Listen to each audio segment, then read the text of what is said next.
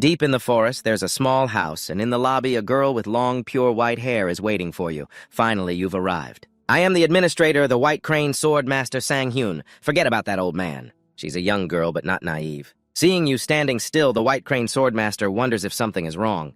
Sang-hyun is just excited to meet a friend from online.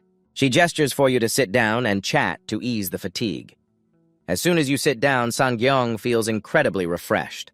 The natural breeze is even better than air conditioning. Now you understand why she chose to sit in the middle of the porch, instead of going inside. The White Crane Sword Master laughs. She has been observing you from here since Sang-hyun faced off against Big Son H on the 9th floor. Sang-hyun feels puzzled as she puts her skills on the line for a challenge. A newbie like you, but the White Crane Sword Master doesn't see it that way. Even though Big Son H hasn't reached the level of Radiant Sword Chi, he is still a powerful swordsman in the martial world. Although he lost some strength when entering the tower, defeating a challenger like Big Son H is an incredible achievement. The White Crane Sword Master knows this well. It's because she has signed a contract with Big Son H. Sang-hyun sweats. If that's the case, she might harbor resentment towards you. The White Crane Sword Master seems to see through your thoughts and says, Sang-gyong, you don't need to be so cautious. I've signed contracts with many challengers, but I've never invited anyone to my home like this. Except for you. She might have imagined it, so she decides to speak frankly. The White Crane Sword Master looks at you seriously and says, please sign a supplementary contract with me. Sang-hyun isn't surprised. He's only concerned about what he would gain from her if he agrees.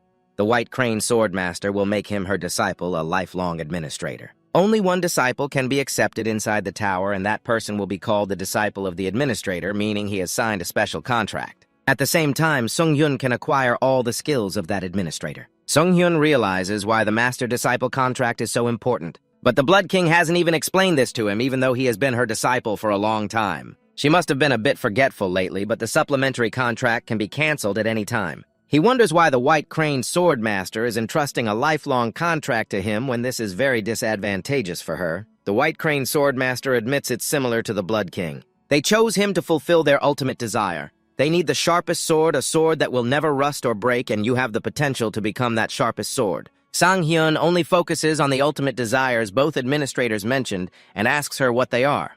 They are regrets from the past and from their memories. At the same time, it's also a privilege granted to the administrator by the tower, just like the trial tower. It's a challenge that can only be given to challengers who have signed contracts. With the administrator, and when it becomes a reality, the administrator will receive a reward. If the ultimate desire of the White Crane Sword Master comes true, Sung-hyun might change the past. What may you ask in surprise to confirm? How can you trust a woman's words right away? The higher you climb the tower, the more you will understand. You'll find out then whether I'm telling the truth or not. The White Crane Sword Master replies. Sang-hyun feels it makes sense. In real life, it might be hard to believe, but with this tower, that possibility is very likely. However, he still has doubts. How high does he have to climb to help her desire come true? The White Crane Sword Master scratches her ear and says, that's simple, it's the highest floor of this trial tower. Sang-hyun was sweating at the highest level, and they said it was easy. In the end, he agreed to make a pact with the White Crane Sword Master, celebrating that wise decision. You won't regret it, but Sang-hyun isn't even sure if this is a wise decision. But anyway, he had already guessed that he would have to climb to the highest floor of the tower to fulfill the aspirations of an administrator after becoming a true disciple of the White Crane Sword Master. The effectiveness of authority and skills from the Murim dimension would increase by 10%, plus a bit more mana. Now he was different. Sang-hyun had become the disciple of 2 administrators, and he gained some extra points. Sang-hyun couldn't wait for the day he would become stronger above all. He also received a special gift from the White Crane Sword Master, but did you hear anything from her? About the person looking for you? The White Crane Sword Master curiously asked, and Sang-hyun didn't know anything either. Is there another beautiful girl looking for him? The White Crane Sword Master shook her head. She didn't know what the Blood King was thinking, but it seemed she completely trusted him. The White Crane Sword Master felt the same way, but she still had to tell him one thing. It would cost a few question tickets. Sang-hyun nodded. After all, he wasn't using the question tickets and had a bunch lying around. Immediately, the system deducted all of his question tickets. Sung-hyun was surprised, not knowing how important this information was to cost so many tickets. The White Crane Sword Master said that in the Murim dimension. There is a powerful organization called the Murim Alliance. Big Sun Hak, the one he defeated on the 9th floor, is their ancestor. Therefore, someone in the Murim dimension is looking for him. Sang-hyun felt that this person must be seeking him for revenge. For their ancestor, right? The White Crane Swordmaster said the Murim alliance was in chaos due to the war over the ancestor's position, and the one wanting to kill him is the sword dragon from the Namgong clan Lam Thin sword dragon Namgong Hyu. He is someone who has built a reputation among martial arts masters who have lived in the Murim dimension for centuries and is a genius. He uses the excuse of revenge to find Sang-hyun. But the deeper reason is that he is curious about the one who killed the ancestor. The White Crane Swordmaster doesn't know when Namgong Hyu will arrive or if he has already come. But if he encounters him, he should be mentally prepared because he might lose his life. After hearing this, Sang-hyun was transported back to the waiting room. In short, there is a murderous maniac in Murim, who is looking for him even though they invaded his floor first. It's really confusing. Sang-hyun finally had enough money to buy the artifact known as the Divine Wings. After that, he bought the stones to return. Now he only knew his immediate goal was to become stronger quickly before encountering that Namgong Hyu. After returning to Earth, the first thing Sung-hyun picked up was the new iPhone 15 Pro Max, which had hundreds of missed calls from Lee Hae-yeon. She was urgently requesting him to come to the Hunter Association immediately. Sang-hyun felt something urgent was happening, so he used the artifact to fly at lightning speed to the association. At that moment, the Hunter Association was filled with countless hunters being mobilized. Just then, a gigantic fly flew by. After landing, it turned out to be Sang-jeon, who landed in a cool manner, leaving everyone stunned. He said sorry and then skipped away. Inside, Lee Hae-yeon and another staff member were waiting for him. Sang-hyun, always the main topic, asked why she called him so urgently. Lee Hae-yeon recounted that something big had happened in Japan. She was afraid he would go there alone, which is why she called him here. They needed to discuss further, but the situation was too dire, and the issue on the screen was a video recorded by Japanese hunters and sent to them. The location was Shizuku in Tokyo, where a massive wave emanated from a portal, and the Japanese Hunter Association had sent a team of 7 A-rank hunters to the scene. A humanoid figure emerged from the portal. And took down 6 A-rank hunters in just a few seconds. Currently, everyone believes he is a challenger from another world who has come to invade their Earth dimension. Sang-jun felt a strange coincidence after he heard the news from the White Crane Swordmaster that all the hunters had left there. Because this is a very complicated matter, most countries try to protect their hunters so they don't allow anyone to assist Japan. Korea is the same. No one was sent to help at all. In the end, there was a video of the only survivor on the screen showing an insane murderer with a cold voice. Lam Thin sword Long Nam Gong Hyuk has come to take revenge for Big Son H. Tell them that the name Nam Gong Hyuk is exactly the one looking for Sun Jian. He didn't expect to face him so soon. Suddenly, Lee Hae-yeon pulled his sleeve and asked Han why he looked so tense. You don't have to go. It's been a while since we last met. How about we grab something to eat first? Lee Hae-yeon hoped he wouldn't go there. But Sang-jeon told them to respond to Japan's request that he would go to Shinjuku. Lee Hae-yeon froze, suddenly irritated, asking him why he kept doing such reckless things. You should think about how others feel, too. Thanks for worrying about me, Sang-jeon said. I have to go because he's looking for me. Namgong Hyuk had always wondered why no one could understand the sound of the sword. During a training match, he ruthlessly injured his subordinates. At the age of 13, his sword energy surpassed even mine when I was young. His father, the Sword Saint, only advised him one thing: martial arts should not be used to harm others. It is a part of a transcendent realm. He cannot hurt others without reason. Namgong Hyuk did not respond. He just climbed the tower day by day, reaching the 20th floor. While others rejoiced for him, Namgong Hyuk felt no satisfaction. His ambition could not be fulfilled merely by climbing the tower, and eventually he sought to obtain tickets to invade other realms. From there, he walked his path. Satisfying his ambition to destroy his humanity was the only thing that made him feel happy, but the longer it took, the less satisfied he became with killing those punks. It was pitiful that wandering the martial world to kill was not allowed. Upon hearing that Sang-hyun had taken down the elder of the Murim Alliance, he felt that he could find it interesting. At least he could last longer than the others.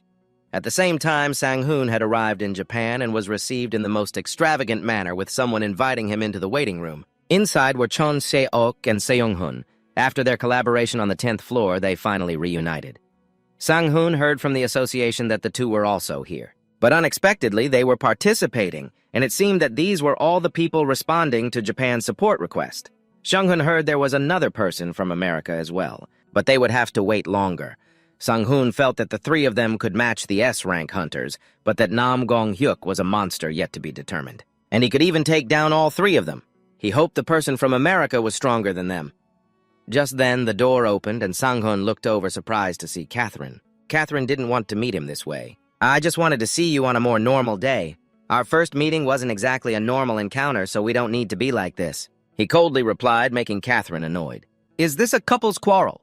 Seong-hun remarked, and Sang-hyun immediately denied it, saying, that could never happen. I'm all about the path of righteousness. The president of the Japan Hunter Association, Arachika, entered, introducing and welcoming them.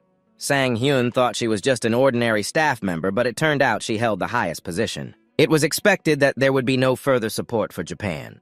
The situation was actually more serious than she thought, so they might be adjusting the dispatch of hunters to assist. John Seok was surprised that only 4 countries approved worldwide. This left Ari feeling so helpless that she trembled, bowing 90 degrees to thank the 4 of them for coming to help. While the whole world turns its back on them, please lift your head. President now is not the time to bow. Catherine felt that Sang-yu's words showed that even though he appeared cold on the outside, he was very warm inside.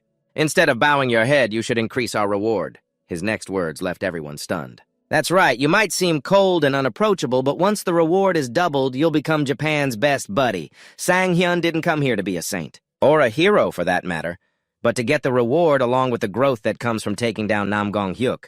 Yeah, okay, I'm already feeling emotional. The chairman said Nam Gong-hyuk is indeed a rare and unusual monster, so she decided to double the reward for them. After all, the situation isn't entirely hopeless, because they have a chance to win. That's Catherine's ability. She can turn the tide. She possesses the skill Destruction Fire.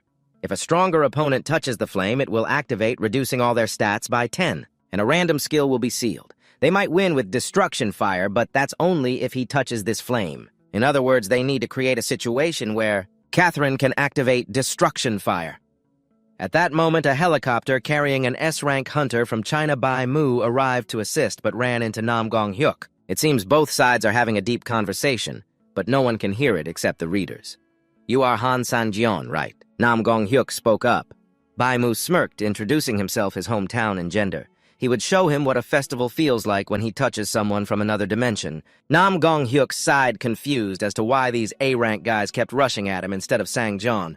Before he could finish his sentence, Bai Mu charged in and threw a punch. Unexpectedly, Nam Gong-hyuk muttered a martial arts term. How interesting, his eggplant smile made Bai Mu falter, leading to a physical tussle between the two sides. At this moment, the helicopter with 4 people also arrived. John, the CEO, cursed as Bai Mu dared to attack alone.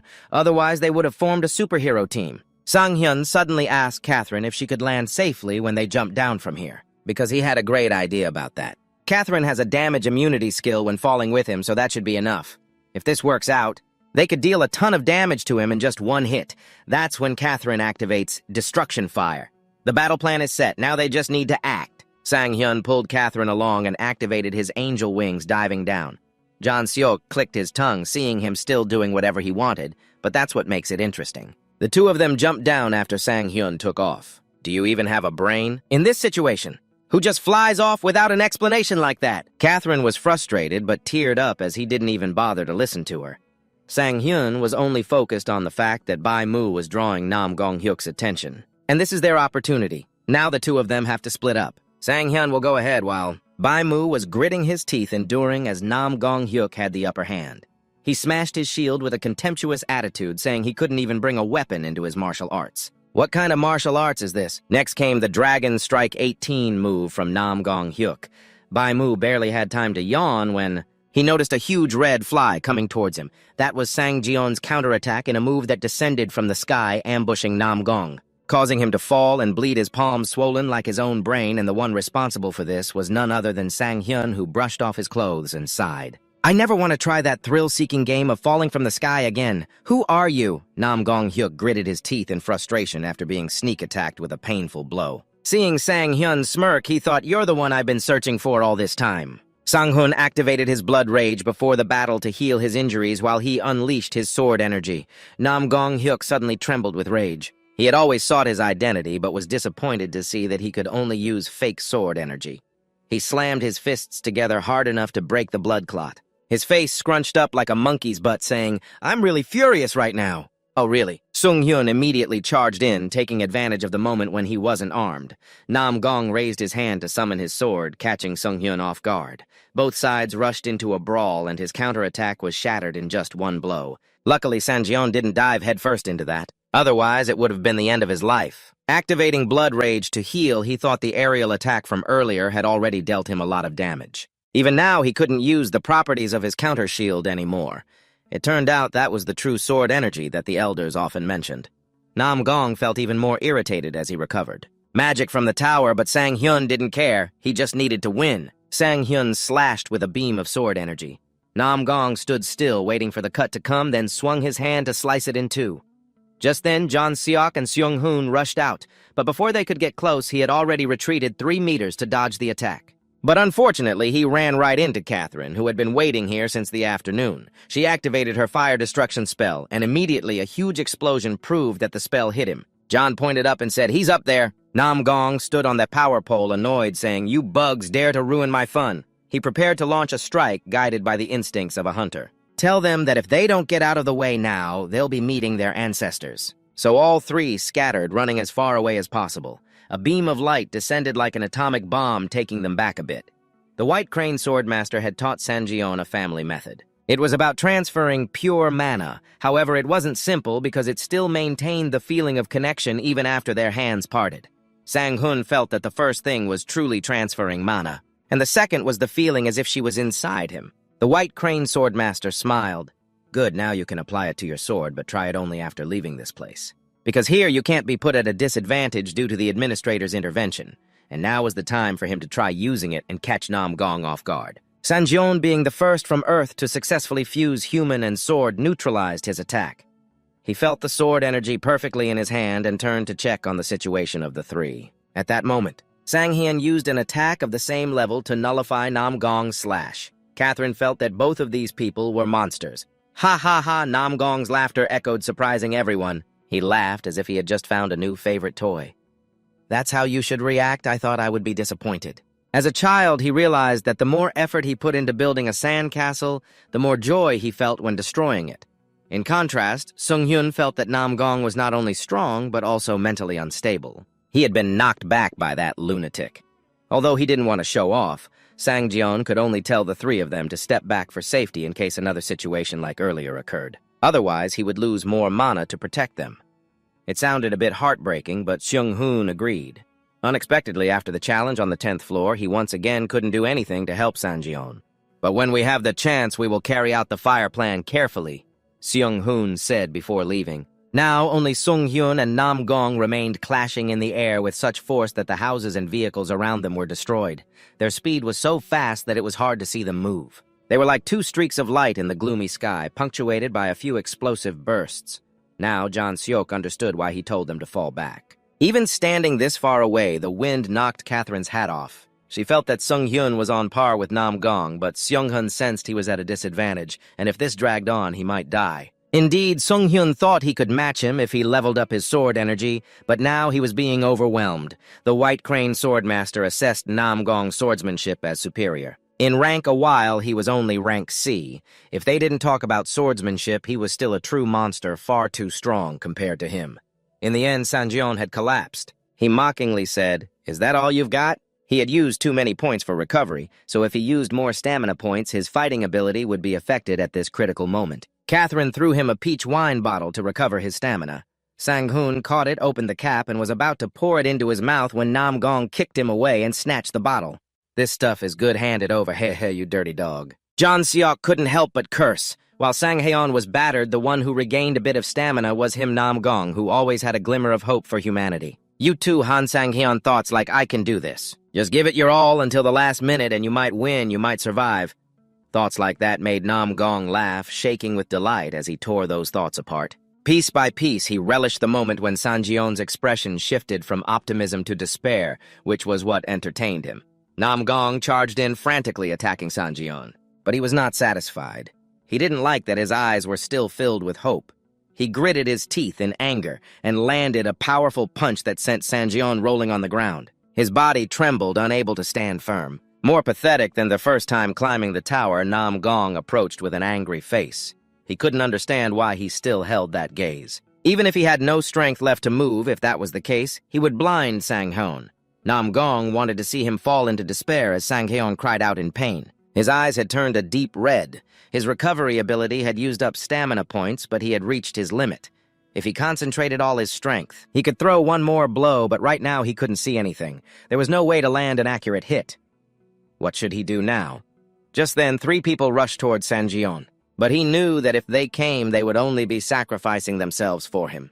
"Don't come here!" he shouted inadvertently, making Nam Gong realize something. His eyes flashed with bloodlust. His teammates were the reason he still held that gaze. Catherine launched a fire attack, but he had been behind her for who knows how long. He slashed down her spine. Seung-eun charged up immediately, but couldn't even touch a hair on him. Not only that, he was kicked hard in the head. Causing his face to slam into the ground, Sang-hun could only hear the sounds and screams of his teammates, but that was even more painful. Nam Gong grabbed Catherine's hair and pulled her in front of Sang Haeon. He pressed the blade against her throat to threaten him. "You can smell your friend cooking slowly." "Ha ha! Stop it, you perverted bastard!" Sang-hun shouted helplessly. This reaction excited Nam Gong. This was the expression he wanted to see from him. The more pain, the more pleasure he felt. Taking advantage of his laughter, Joseph rushed in and froze his arm, then pulled Catherine away. Now they needed emergency treatment first. Nam Gong gritted his teeth in frustration as the game was interrupted midway. He shattered the ice and charged at them like a beast. He buried Catherine in a ball of energy and threw her as far as he could. Then he would hide again, hiding and chanting a spell, but Nam Gong had caught his head. Striking directly at the buried vehicle, Sung-hyun lay on the ground, unable to get up. He couldn't even see anything and blamed himself for still being as weak as he was 7 years ago. Unable to protect anyone, the rats scurried out in droves. Even the sewer rats could feel it. This battle was a disaster, and the only attack left for him was Sung-hyun's gamble. He used all the souls he possessed to recover his strength. Meanwhile, Nam Gong had just severed one of Seung-hun's arms, stopping immediately as the perverted martial artist Sanjio said no. Nam Gong replied that it was the only way to do it. That was how he could enjoy the feeling of pleasure at that moment. Baimak unleashed a devastating punch aimed straight at his stomach.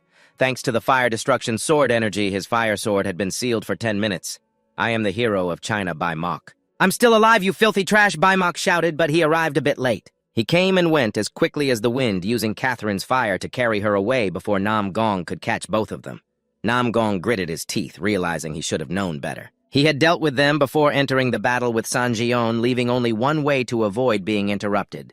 He summoned a fierce battle with 10 giant swords falling from the sky. Surrounding the two, creating a battlefield established within a 30-meter radius, everyone outside of Sung-hyun and him could not enter. Although Nam Gong's sword energy was sealed, he could still use his battle energy while Sang Haeon was just a blind man, so how could he avoid it? Sang Haeon tilted his head to dodge his punch. He didn't even know when he had gathered the spiritual eyes that could see through attacks outside of his line of sight. He once thought it was just that, but now it included the wall built around this 30-meter area. He could see every stone clearly.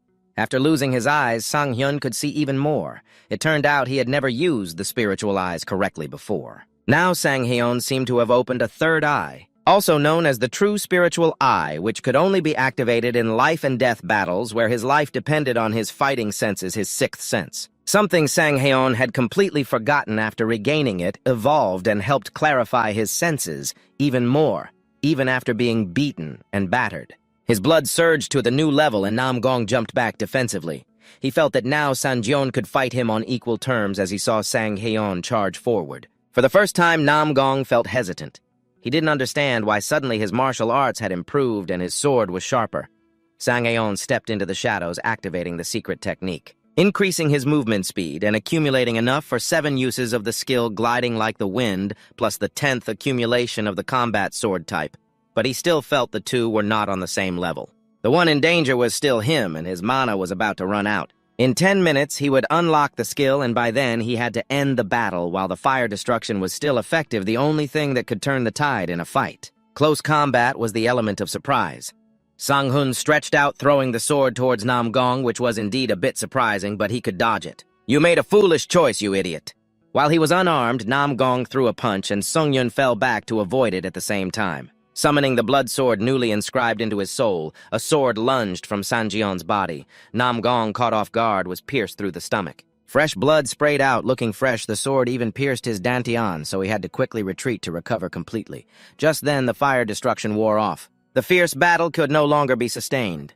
Nam Gong pulled the sword out of his body. They had played too much already. "Next time I will end this battle." He opened a door. Baimak guessed he was trying to return to the martial arts dimension. In that moment, everyone felt it. "If we don't take him down here, Then the Earth will face unimaginable consequences, and we can't let him escape. 4 of us rushed towards him as he was about to step out the door. Hearing the words escape made him extremely irritated. The fire sword Nam Gong dealt them a blow just as strong for daring to say he was running away, and the 4 of them couldn't avoid it as they charged forward. A shockwave hit so hard that the surrounding skyscrapers collapsed, but the 4 of them remained unharmed because Sung Hyun had arrived just in time, although his counter-shield was neutralized. As a result, his left arm was burned away. Catherine couldn't help but feel worried, but Sang Hyun didn't want to let Nam Gong go. He looked at him with a gaze full of killing intent, saying, "From the start, I could have finished you off in one blow. Did you really expect this outcome?" Sang Hyun was furious, but couldn't retaliate because he was in a weaker position before leaving. Nam Gong didn't forget to say, "See you again, gentlemen. Revenge is never too late," before San Jion also collapsed on the other side. Nam Gong returned unable to hold on any longer, and the servants hurried to call for the doctor. All Nam Gong could remember was San Jion's face. He was determined to make him suffer worse than death. At the Tokyo hospital, San Jion finally woke up after several hours of unconsciousness, with the association president waiting by his bedside. She felt very regretful when she saw his severe injuries. "I don't know how to express this." With his sacrifice activating the blood weakness skill, Sung Hyun's arm regrew in the blink of an eye, leaving the president in shock. "I'm still okay," Sang Hyun said while removing the bandages showcasing his six-pack. Then he went to find the others.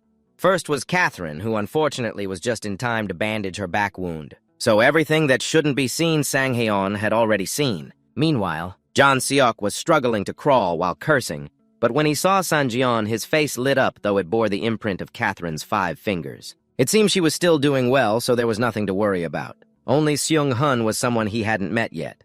Hearing him mention him made his face droop because Seung Hun had lost his right arm. At this moment, a man was standing on the rooftop enjoying the breeze with one hand. He praised Sang Hyun once again for his incredible recovery ability, while Seung Hun's right hand was beyond saving. Sang Hun felt guilty for not being strong enough to defeat Nam Gong. Seung Hun used his prosthetic arm to comfort him. At least he could still hold a weapon. Sang Hun climbed to the top of the tower just to become stronger. It seemed he had been manipulated, causing his vision to narrow. Seung Hun saw that it wasn't necessarily a bad thing, but he was sure that this would help him become even stronger. The strong must help the weak. That was Seung Hun's life philosophy. Sang Hyun had also learned a lot from this decisive battle. He remembered something important that he had forgotten for a long time. Seung Hun felt relieved because a strong person like him wasn't a wicked madman, even though he couldn't see Sang Hyun's thoughts. During their first meeting at the tower, Seung Hun took off his mask to smoke and casually offered Sang Hyun a cigarette.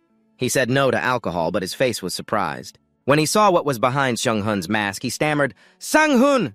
Seung Hun forgot to introduce himself properly, saying, "Let's wait until tomorrow." In the following days, they took a commemorative photo of the event. Sang Hun answered interview questions before saying goodbye and even gave Catherine a small gift when he put on the repaired cloak. He immediately noticed the difference in the hem, proving it had been upgraded a bit during the equipment refurbishment, all in top condition thanks to him preventing a major disaster. So services like this weren't too surprising. The past 3 days had indeed been chaotic, and Sung Hyun really didn't want to become famous this way. As soon as he entered the top ranks, he saw videos of the battle flooding the internet. It turned out to be from the recording of the Japanese Hunter Association's helicopter, with some comments mentioning the title Sword Demon that Seung Hun had told him about. But Sung Hun couldn't believe he was the Thunder Emperor, dubbed the strongest hero in the ranks. He mentioned the title of the legendary hero that Seung Hun talked about, but Sung Hun couldn't believe that he was the so-called strongest hero among them. The 30 S-rank hunters from Korea have shattered the gates that other S-rank hunters couldn't even come close to, so calling him a hero isn't wrong at all. If anything happens, Seung Hun advised him to contact him. He could even consider it a recruitment, as Sung Yun could reach out to him for any reason without any issue. At this moment, the time on Earth has ended, and Sung Hyun returns to the training tower perhaps one day. He will become stronger to live up to the nickname Shadow Blade. After returning to the waiting room, Sung Hyun fell into thought after the battle with Nam Gong Hyu. He realized he lacked endurance. Blood Drain is one of the strongest healing skills he currently possesses, but it doesn't activate if his endurance isn't sufficient, so it's time. San Gyeong needs another endurance recovery skill. After browsing Shopee for a while, he still couldn't find any skills. For him, the best way to solve this problem is to buy all the available endurance recovery skills. Shopping really is the best feeling, but it also hurts a bit. After purchasing a series of skills, Sang still had a little bit of points left, so he opened the skill combination to merge those with similar effects. First, there's the skill to absorb sunlight, and moonlight creating photosynthesis, which increases recovery by 200% when exposed to sunlight or moonlight. And the user can absorb mana through light. Now he will mix Blood Call into photosynthesis to create Blood Pact, allowing the user to drain HP, endurance, and mana from the blood of the creatures they kill. But for Sungyun, this skill isn't very effective. The skill level doesn't increase, and he loses the advantages of photosynthesis. The best solution is to buy more of the Blood Call skill. Then combine it with Blood Pact to see what it produces. After a while of spinning the lottery, the B-level Blood Truth Seeker is created, allowing the user to drain vitality, stamina, and mana from the blood of creatures and gain powerful blood control. Additionally, the user's blood will gradually recover automatically. It sounds a bit confusing, so Sang decided to practice right away. He cut his hand and commanded the drops of blood. To his surprise, they obeyed and could take any shape he desired, even squeezing out blood. Even though he directly cut into his flesh, he still needed to slice skin and muscle if he wanted to quickly use a large amount of blood. This seems like it will be a powerful skill. Sang felt very satisfied since there was still time to rest, so he decided to upgrade the Eye of Truth, combining it with another skill to create the Fire Dragon Eye. This helps him see things that were previously invisible, as well as view the information of objects and the lies of others. Sungyun used the Fire Dragon Eye and looked at himself in the mirror. The second-hand tailcoat of the vampire count and the worn-out shoes from walking since the beginning of the story were information he had never seen before. Finally, there's the Celestial Blood Demon's Sword. Upon reaching the realm of the Blood Sword, the maximum attack will unlock a special move.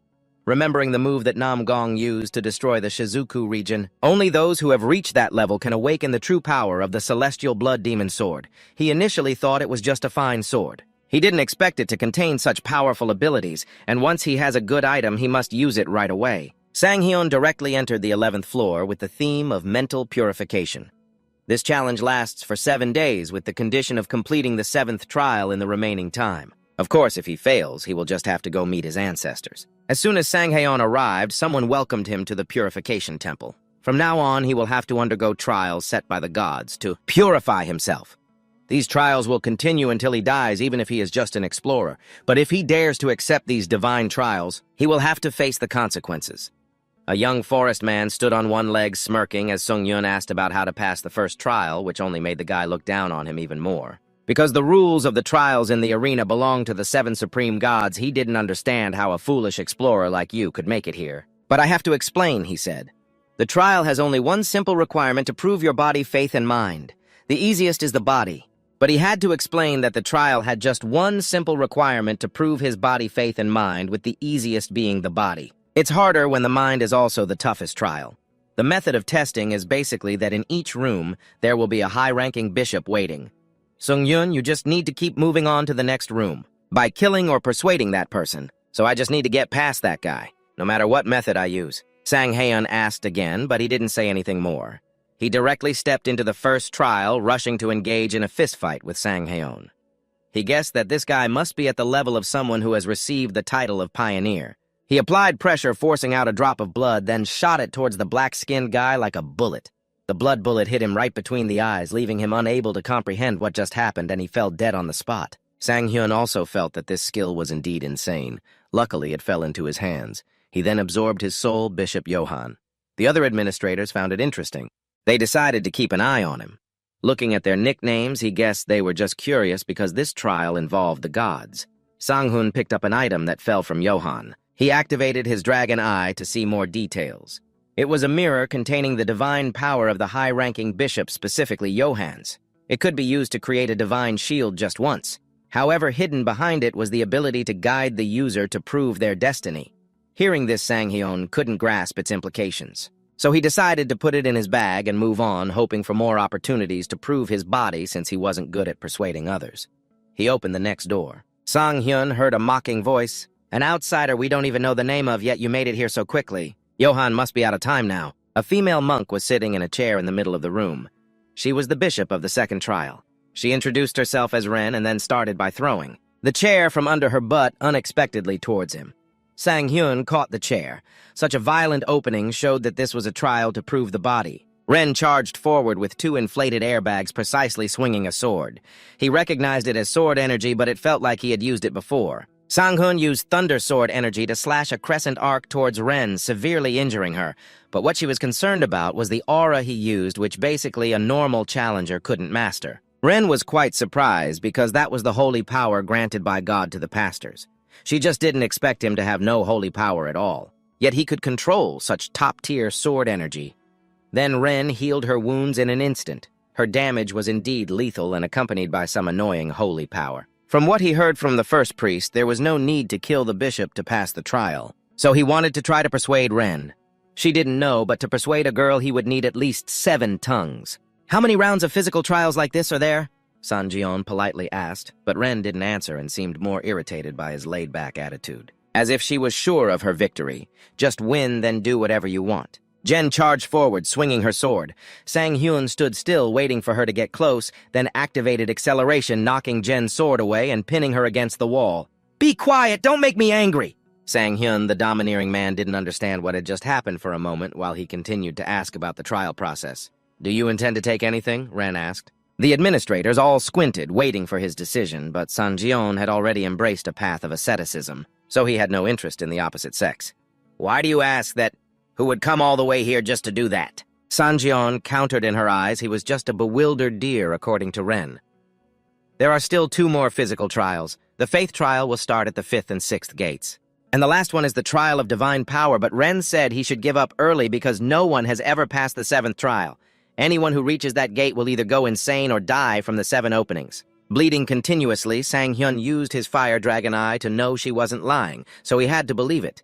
Jen wanted to say her last words before leaving. Blood kept flowing, and Sang-hyun, using the fire dragon eye, realized she wasn't lying, so even though he didn't want to, he had to believe her and wanted to say his last words before leaving. Battling you is the most exhilarating fight, but there's no way you can get past this challenge. If I don't finish off Jen Sang, Hyun wonders why she isn't afraid of death, and Jen laughs joyfully. What's there to fear? We'll just return to the tower. With a swift strike, Sang-hyun cleaves her head in 2, not understanding why he feels so disgusted and needs to leave this place quickly. At the next door, an old man with a bald head and a long beard waits, pointing his sword at him, introducing himself as Lucilian, the sword of the God's Testament. Summoning the aura blade, the golden flames shine in Sanjion's eyes. Although unstable, he's sure it's a fire sword already at the 3rd level, and there's a fire sword. This means from now on, he will have to risk his life. After exchanging a few blows, Sanjion finds it strange that Lucilian's physical abilities and techniques can't compare to his, yet his sword energy keeps dissipating. When Nam-gong used the fire sword, he thought it was a high-level skill, but perhaps it was just because he was too strong. Lucilian's fire sword isn't anything special. After another clash, Sanjion's sword energy fades again. Even if your aura is strong, it can't destroy this sword. Only those who can control the unseen can do that. Those are the ones who can control the invisible. Lucy firmly states that he's weaker than him but can still use the fire sword. This feeling is just like seeing those less capable than him scoring higher on tests. It's so frustrating. What the hell is the unseen? He must destroy that sword at all costs. Sang-hyun charges forward with a single goal to shatter that sword. Victory is a must. Even as Lucilian mumbles about his faith in God, the sword is finally cleaved in 2. While fighting, Sanjion realizes something. The difference between sword energy and the fire sword lies in the source of the fire sword's power, which comes from the user's will. A strong will is needed to bear it. Ha ha ha! Lucilian laughs, causing more blood to spew forth. His eyes sparkle like an anime character from the last century. Your sword energy is original, but it's more stable than mine. Because my fire sword is merely borrowed from the testament of the gods, but I think you've passed the test. Sang-hyun doesn't understand why he looks so happy. Could it be that Lucilian cares more about his achievements than his own death? It seems he has some ulterior motive. Whether it's fanaticism or faith, Lucilian's hands tremble. He has sensed that Sang-hyun has proven his martial arts, and he just needs to keep moving forward. He slices off the old man's head, who is about to die, yet still has the habit of talking too much. After collecting his soul, his proficiency in the C-level soul mimic skill reaches 100%, and Sung-hyun advances to B-level soul mimic. Each time he levels up, he's curious about the new skills he'll receive. The side effect allows Sang-hyun to gain a power from a stronger opponent when he defeats them.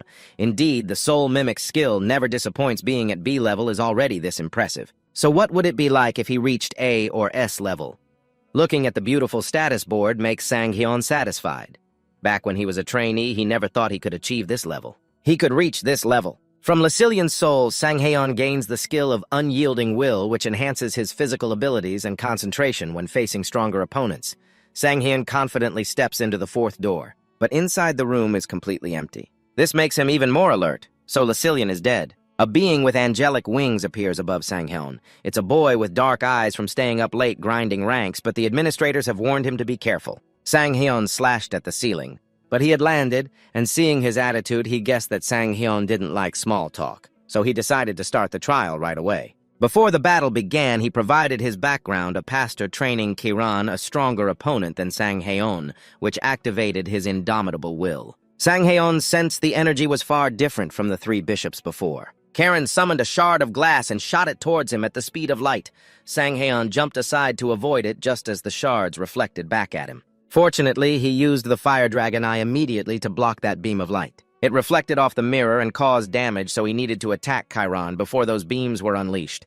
Sang Haeon stomped his foot and leaped up. Chiron flapped his wings, creating a level 13 gust of wind that blew him back to the ground. Then he immediately used his fire sword to attack, causing Sung Hyun to grit his teeth and brace himself. It turned out to be Karen's unbeatable strategy, using light beams to attack from a distance, even if he managed to block them. He would still be injured by the mirrors placed everywhere reflecting from hidden angles, while Karen used those wings to create wind from above, breaking his balance. Then he counterattacked with the fire sword.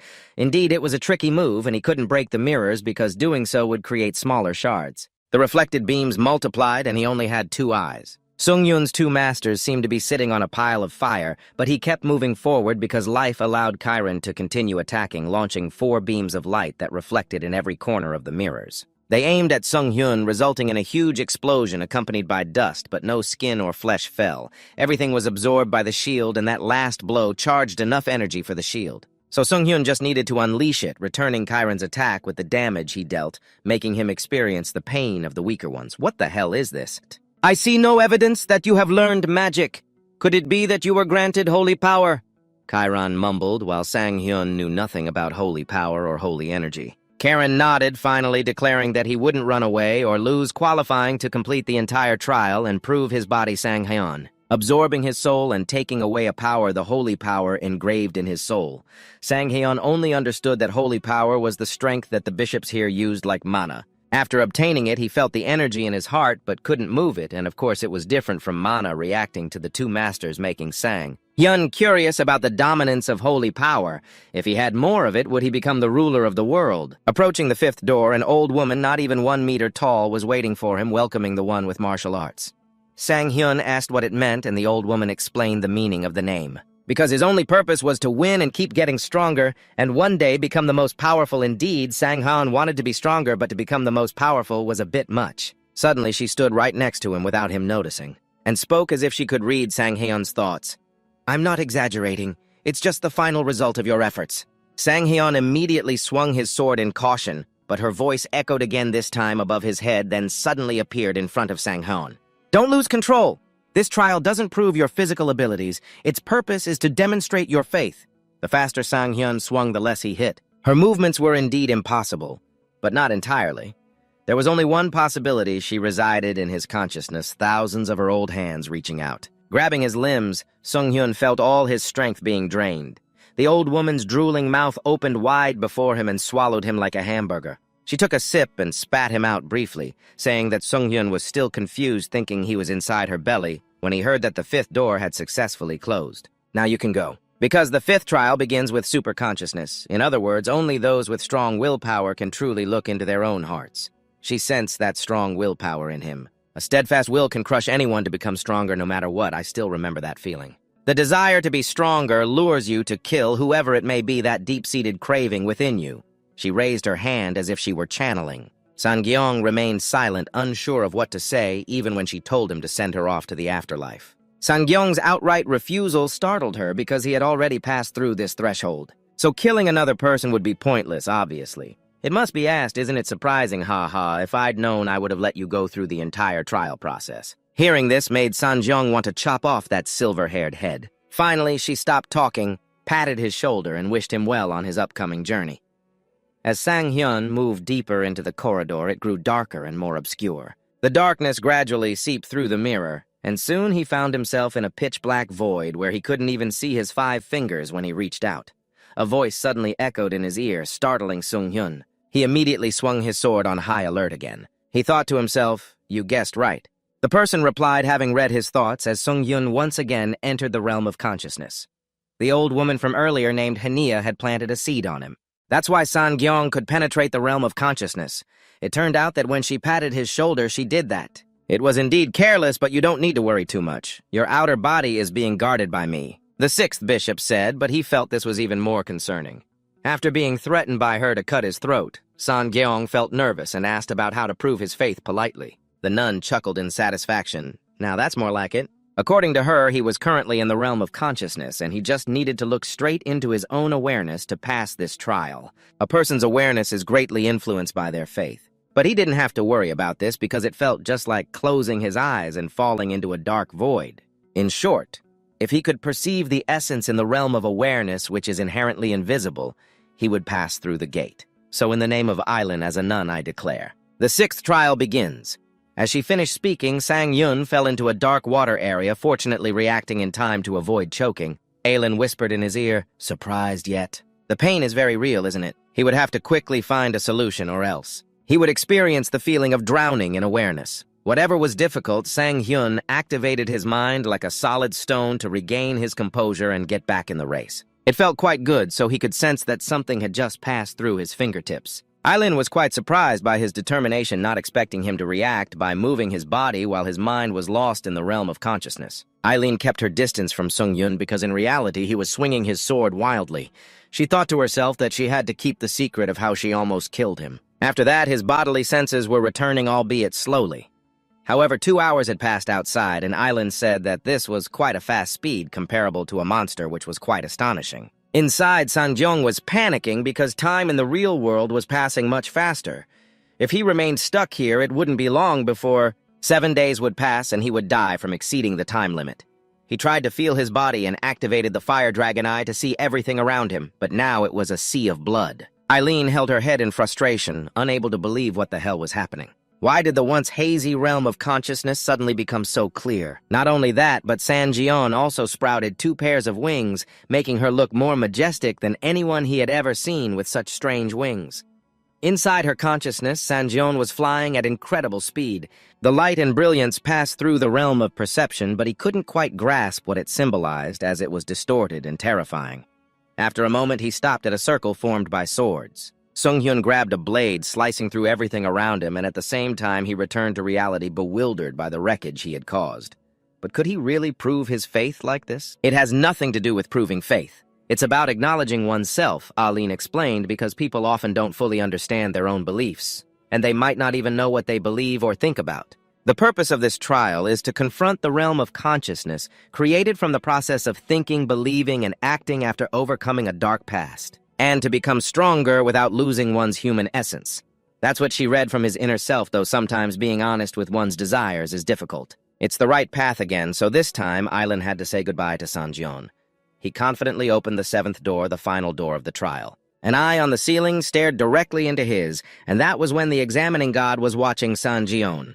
He remembered that he had once said no one had ever passed the 7th trial. And now Sung-hyun was pinned down, unable to move. The weight of the eye felt heavier by the moment, like a month without sleep, but he knew this was the feeling of a tiny creature. When confronted with a supreme entity that he could not resist, his body instinctively gave up on survival and accepted that gaze. This was the sensation of helplessness he felt when he lost his family. Sang-hyun was in too much pain, and he didn't want to endure it any longer. Sang-hyun fiercely drove into his palm, using the pain to stay alert while activating his blood deficiency to reduce damage. "I won't just sit here and let others trample on me anymore," he shouted, trying to find a solution in this tower. "There's always a way to solve things, right? Maybe I have to strike that eye. At the very least, I have to try once." Sanjin used lightning sword energy to slash in a crescent shape or whatever it was, cutting through the wound that flew towards the eye, dissipating like smoke. He gradually lost consciousness, feeling frustrated. His courage had impressed the examining god, who was very pleased to meet someone like him after a long time. A challenger with such a strong spirit, so he requested that he prove himself. Only then did the 7th door truly open, and the eye vanished, leaving only Sung-hyun. He was drenched in sweat, his body still remembering the shock of facing the divine being he was now encountering. A mirror appeared, and Sang-hyun curiously stepped closer. Inside was an image of him in the future. The tower began to link the two entities and synchronize. Sung-hyun touched the mirror to begin the challenge of testing his mind. The rate of assimilation with the entity in the mirror would gradually increase. Sang-hyun fell into the endless space of the mirror and was then dropped into the first trial room, where Johan was crying, searching for his mirror. A blinding light burst forth behind him, and Sang-hyun was transported to another place, Christmas in Korea. Before him was his future self, who had entered an alley and hurt himself with his own hands afterward. His fresh blood was controlled like a weapon, taking the lives of countless innocent people. Sang-hyun was furious at the actions of the entity in the mirror. At this moment, the rate of assimilation began to rise, causing his chest to ache as if it were about to burst, making this feeling a grotesque mix of guilt. Crazy and furious, that must be you, right? Johan's moans echoed in his ears as he clutched his head with both hands, casting spells. All the skills that intertwined with his mind had been sealed by him. Sang-hyun immediately sliced through the head of the ghost Johan, but the barrier still did not disappear. During the mental examination, protecting his spirit was of utmost importance. But how can you play when your calming skills are sealed? At that moment, a bright red light emerged from the alley, and the entity in the mirror smiled with satisfaction, realizing it had the life force of others. If I had known this earlier, I would have acted sooner. The assimilation rate increased to 20%, causing Sang-hyun to suffer a mental shock, falling into an unusual state of pain so intense that he coughed up blood. He couldn't believe that such a ruthless killer existed. That was indeed my future self. I was obsessed with power, but I could never commit such inhumane acts. Due to the influence of the transformation, his mana proficiency continuously decreased, making him feel as if he was being burned from the inside. At that moment, another future version of Sung-hyun appeared. He approached the martial arts world and summoned the leader of the alliance, promising to spare the remaining lives. The alliance leader, Lee Jin-wan, appeared, having heard of a madman known as the Demon Sword. After making his entrance into the martial arts world, a fierce battle erupted between the two sides, shaking the heavens and earth. In the end that day, the martial arts world was drenched in blood, and Lee Jin-wan was defeated before he was finished off. He asked him if he felt ashamed for killing those he claimed he would spare, and his answer was no. To him, they were just weeds by the roadside, sacrificed for his war resources. The assimilation rate increased another 10%, and Sung-hyun felt even more chaotic. Throughout the time and place in the mirror, after his clones were killed thousands of times, he became stronger. He was no different from a monster. He donned a frenzied appearance, solely focused on becoming stronger, a monster that had never known defeat. The assimilation rate continued to rise, reaching 50%. Now Sung-hyun could even feel satisfaction from the killings mingled with guilt and rage. In South Korea, on a stormy night, Seong-hun kicked open the rooftop door in a fit of rage, thinking he could just walk away. After doing such despicable things. At that moment, Han Sang-jeong, the future version, was dragging the corpse of Baek Mok, but his face showed no emotion. Lee or Ion trembled, unable to hold back tears, shouting, "Why? Why did you choose to kill to become stronger? Why ask me such a meaningless question? Killing is simply beneficial for my growth." He laughed with delight, sending chills down others' spines. Seong-hun removed his mask and stepped forward. Today was a day of heavy rain and thunder, perfect for him to unleash his power. With such weather in his favor, today he must act as heaven's enforcer. The entity Sung-hyun calmly stood waiting as Seong-hun charged at him.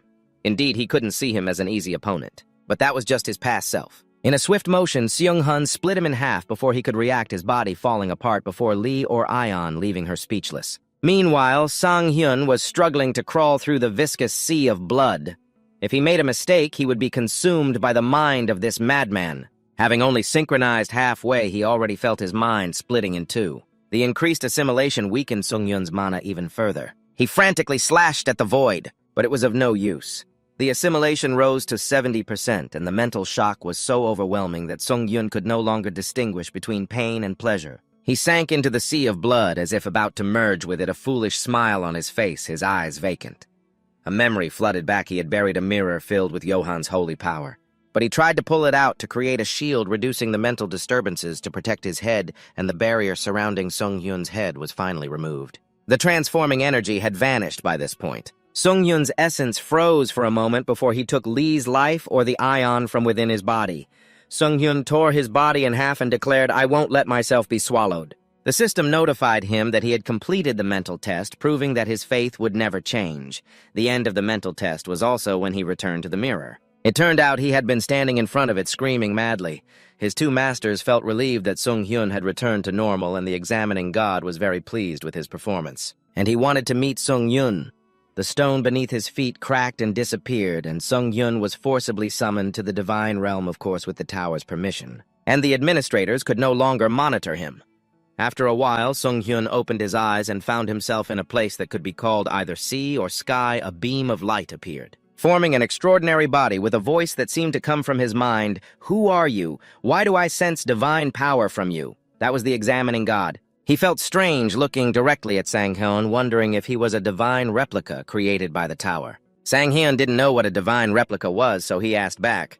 According to the examining god, those were the administrators, and he just wanted to make sure if he had received divine power through a pact with the tower or not. "I'm not an administrator, just a challenger." He replied honestly, and the god also felt he was different from the administrators because the divine power he possessed was his own, and the tower had become more interesting during his absence. Then surely the tower realized that they couldn't create real things using replicas. That's why the tower created a false identity using the apostle of the divine replica, and the examining god concluded that Sang-hyun was not an ordinary existence. "What?" Sang-hyun was astonished. He didn't quite understand the god's meaning, as if he had done something extraordinary. But all he did was steal from Chiron. He asked again how important divine power was. The god mumbled incomprehensible phrases. "You really don't know the answer when you've extracted divine power yourself. I thought you had eliminated all traces of the divine. Because you already knew, right? It seemed like you had no idea at all." Sang-hyun honestly said he had just accidentally obtained it. This only made him more confused, accidentally obtaining it. But completely eliminating all traces of the divine from the divine power he granted to his servant, the examining god informed him that obtaining Chiron's divine power was not a coincidence, but rather a cause and effect. Moreover, he was sure that the tower was very hopeful about him, but it seemed the tower was listening to the conversation between the two, so it got angry when the god let slip those things. He immediately stopped the conversation and said he would watch over his future journey. "I still have a few things to ask. What will happen to me in the future?" Sung-hyun still wanted to ask more, but his head suddenly throbbed. The god said he had looked too deeply into the future, so the future would also look back at him, waiting for the opportunity to invade his mind, and he advised Sang-hyun to be cautious about that. Sang-hyun wanted to talk more, but the examining god could not continue. No matter which god it was, the tower remained a very difficult existence to negotiate. He scheduled to meet him at the examining temple next time. Finally, the god left Sang-hyun with a piece of advice. "Don't trust the other gods. They now see you as an enemy." Sang-hyun wanted to chat more, but the examining god couldn't continue. No matter which god it was, the tower remained a very difficult entity to negotiate with. He scheduled a meeting with him at the examination temple next time. Finally, the god left Sang-hyun with a piece of advice. "Don't trust the other gods. They now see you as an enemy." It was almost time, so he decided to run there to warm up. Sung-gun dashed like a superhero, making everyone on the street that day feel like their eyes were playing tricks on them as he reached the registration point at the Hyeon dungeon entrance. Just then, Sung-gun arrived, and the moment he stopped, the shockwave he created surged forth so powerful that it nearly blew away their little hut. Hyeon twitched his lips. It had only been half a month since they last met, and he had improved so much. Originally planning to attack the dungeon in an hour, but feeling bored, they both jumped right in. Inside the dungeon was a field of golden ripe rice. The wheat stalks towered over them, provided by the guild with the queen's necklace, creating a shield and granting invisibility, so Sung-gun only needed to worry about himself. Suddenly, his skill, Eagle Eye, activated automatically, alerting him to 3 strange objects moving beneath the wheat, approaching him as they got closer. He jumped to avoid the grotesque monsters, with sharp teeth lunging straight for his heart. Hyeon panicked. They were deadly poison monsters. And importantly, they shouldn't be appearing in a C-rank dungeon. Sung-gun wasn't as anxious. He calmly took down each one, effortlessly leaving Hyeon astonished. Then she felt joy, finally finding a father for her children as Sung-gun tirelessly fought the poison monsters. Avoiding their bites to prevent getting poisoned, he activated his Thunderstrike skill momentarily, forgetting that he had this skin. A poison monster charged at him from behind with its mouth wide open, aiming to bite his head. Luckily, Sung-gun dodged just in time. Otherwise, his head would have been right in its mouth. Sung-gun grabbed its tail and slammed its whole body to the ground, causing the tiles to crack. He waved his hands, calling Hyeon, saying he had cleared the path and just needed her to step in. Hyeon was still stunned by Sung-gun's solo performance, taking on 10 monsters at once. The poison monsters were usually suggested for C-rank hunting teams to eliminate. But look at that, our main character could fight them off with just a shield and a mirror along with various skins. Hyeon confidently asserted that Sung-gun would continue to grow even more. Who knows, he might even become her husband someday. Taking the opportunity, Sung-gun absorbed the souls of the poison monsters and his stats only increased slightly. He predicted that the boss wouldn't be too overpowered. In the boss room, it was a different space with towering rock walls and intertwined tree trunks creating a narrow, suffocating path. The silence added to Hyeon's discomfort. They couldn't sense the presence of any creatures. Just then, a beam of mana shot down right above Hyeon's head, and the boss suddenly appeared with a fierce expression. Excited, this greeting startled both of them. Sung-gun picked Hyeon up and jumped out, but her mind was filled with images of the boss, the poison monster, inhaling to unleash a mana attack toward them. The wave of mana surged right behind them, causing a massive explosion that shook the cave. From the smoke, Sung-gun emerged carrying Hyeon and landing on a large tree high above. They had escaped the boss's line of sight. It was searching around for their bodies. Hyeon wanted to give him a bit of her power skill, but it could wait. Sung-gun refused. He had just saved Hyeon from running away. This was his style. He charged directly behind the boss, startling it. Sung-gun had stacked his graceful wind skill 7 times, and this was the moment to use it while the boss was preparing to unleash mana. He approached it, and before the boss could blink, Sung-gun swung his sword beneath it, slicing the boss into 3 pieces. Hyeon, witnessing from above, tensed up. Now she wondered who the real monster was. After leaving the boss room, Hee-yoon declared that he had passed the test. Additionally, she reminded him of another thing: when they reached the training tower, the difficulty would gradually increase over time. Those who chose a hard difficulty from the start could switch to an easier level. Hee-yoon assessed Sung-gun's unreasonable growth. He might have chosen a difficulty with a death penalty. Although she had seen him fight twice, she still hoped he would be a bit more careful to return in one piece to be her husband or friend. That night was his last night on Earth in the past 3 days, and Sung-gun had been quite busy. However, he also felt more confident in himself. On his 3rd return to the tower, he decided to try even harder. As soon as he got back to his room, he sought out the training. The 8th floor has branching paths for players like Sung-gun who want to increase their accuracy for the Soul Strike. He thought he would jump right into the fight, but Sung-gun actually has the ability to be a vanguard. Therefore, he meets a manager, the bloodthirsty tyrant, who just informed him that the system has taken Sung-gun away. The place he lands is the world of the bloodthirsty tyrant. Contrary to its name, the scenery around is covered in thick white snow. Sung-gun uses his truth eye to search for information. But the system only says this is where the bloodthirsty tyrant lives. The tyrant communicates with him through messages, feeling offended that he scrutinizes this place. Then she orders him to follow the sword, which hovers in the air thanks to a red mana stream leading him to a level 4 wooden house. As soon as he steps inside, Sung-gun feels a gaze upon him. The bloodthirsty tyrant sits cross-legged on a chair looking at him, welcoming the vanguard. The bloodthirsty tyrant introduces herself. He thought she was just some old guy. But the tyrant is actually a girl with pink hair, and Sung-gun is astonished, captivated by her beauty. But roses have thorns as beautiful as they are. Yet she is the administrator of this tower. Suddenly, the bloodthirsty tyrant stands right in front of Sung-gun, scrutinizing him. He is shocked that he has been staring at her without noticing her movements. The bloodthirsty tyrant grabs a bottle of wine, assessing him as just an ordinary person, even though his battles have left quite an impression on her. However, she only knows the results. No one can observe the challenges below the 8th floor. The bloodthirsty tyrant sips a glass of wine made from orange juice, stating that administrators are merely subordinates of the tower. As long as she remains a subordinate of the tower, she cannot harm Sung-gun. This negotiation is for personal benefit, allowing the vanguard to ask any questions and receive answers without needing a question form. Sung-gun asks about the intruders on the 5th floor. The bloodthirsty tyrant laughs and explains that when intruding into another floor, one can receive better rewards and benefits than challengers from other worlds. Those are usually the ones who have been in the tower for 15 levels. When someone defeats them, they will receive a significant reward. One day, the tower of this world will merge with the tower of another world. Upon hearing this, Sung-gun wonders, and she continues to explain that after the 20th floor, there will be many combined trials. This means Sung-gun will encounter other intruders. The last question Sung-gun wants to know is what the trial tower is. The bloodthirsty tyrant ponders. She has always wondered about that too. An administrator like her doesn't know any information. She was once a challenger. Those who died from the 14th floor and above have the privilege of resurrection and becoming administrators. She had climbed the tower before, and all the administrators who died could not reach the top. Sung Gun clenches his fist, disappointed, saying he had been looking forward to learning about the top of the tower. Mentioning the top of the tower makes the bloodthirsty tyrant uncomfortable. She immediately grabs Sung Gun by the collar, threatening him with a gaze that exudes danger. The top of the tower is not something you can speak of lightly. Sung Gun remains unfazed in contrast to her anger. The bloodthirsty tyrant is also surprised that he is not afraid. Sung Gun grabs the door and breaks it, escaping from the bloodthirsty tyrant's grip. "I won't let you attack me so easily," he asserts coldly. The bloodthirsty tyrant stares in astonishment and then bursts into refreshing laughter. This is the first time someone dares to break into an administrator's home. This boy is quite interesting. The bloodthirsty tyrant proposes to sign a master-servant contract with Sung Gun.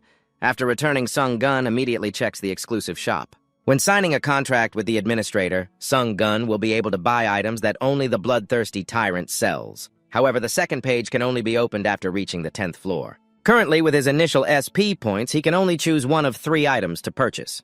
Sung Gun decides to buy the Heart of the Stone table, which will help him make rational decisions in all situations, without being swayed by emotions. After equipping it, Sung Gun enters the 8th floor-themed Destruction.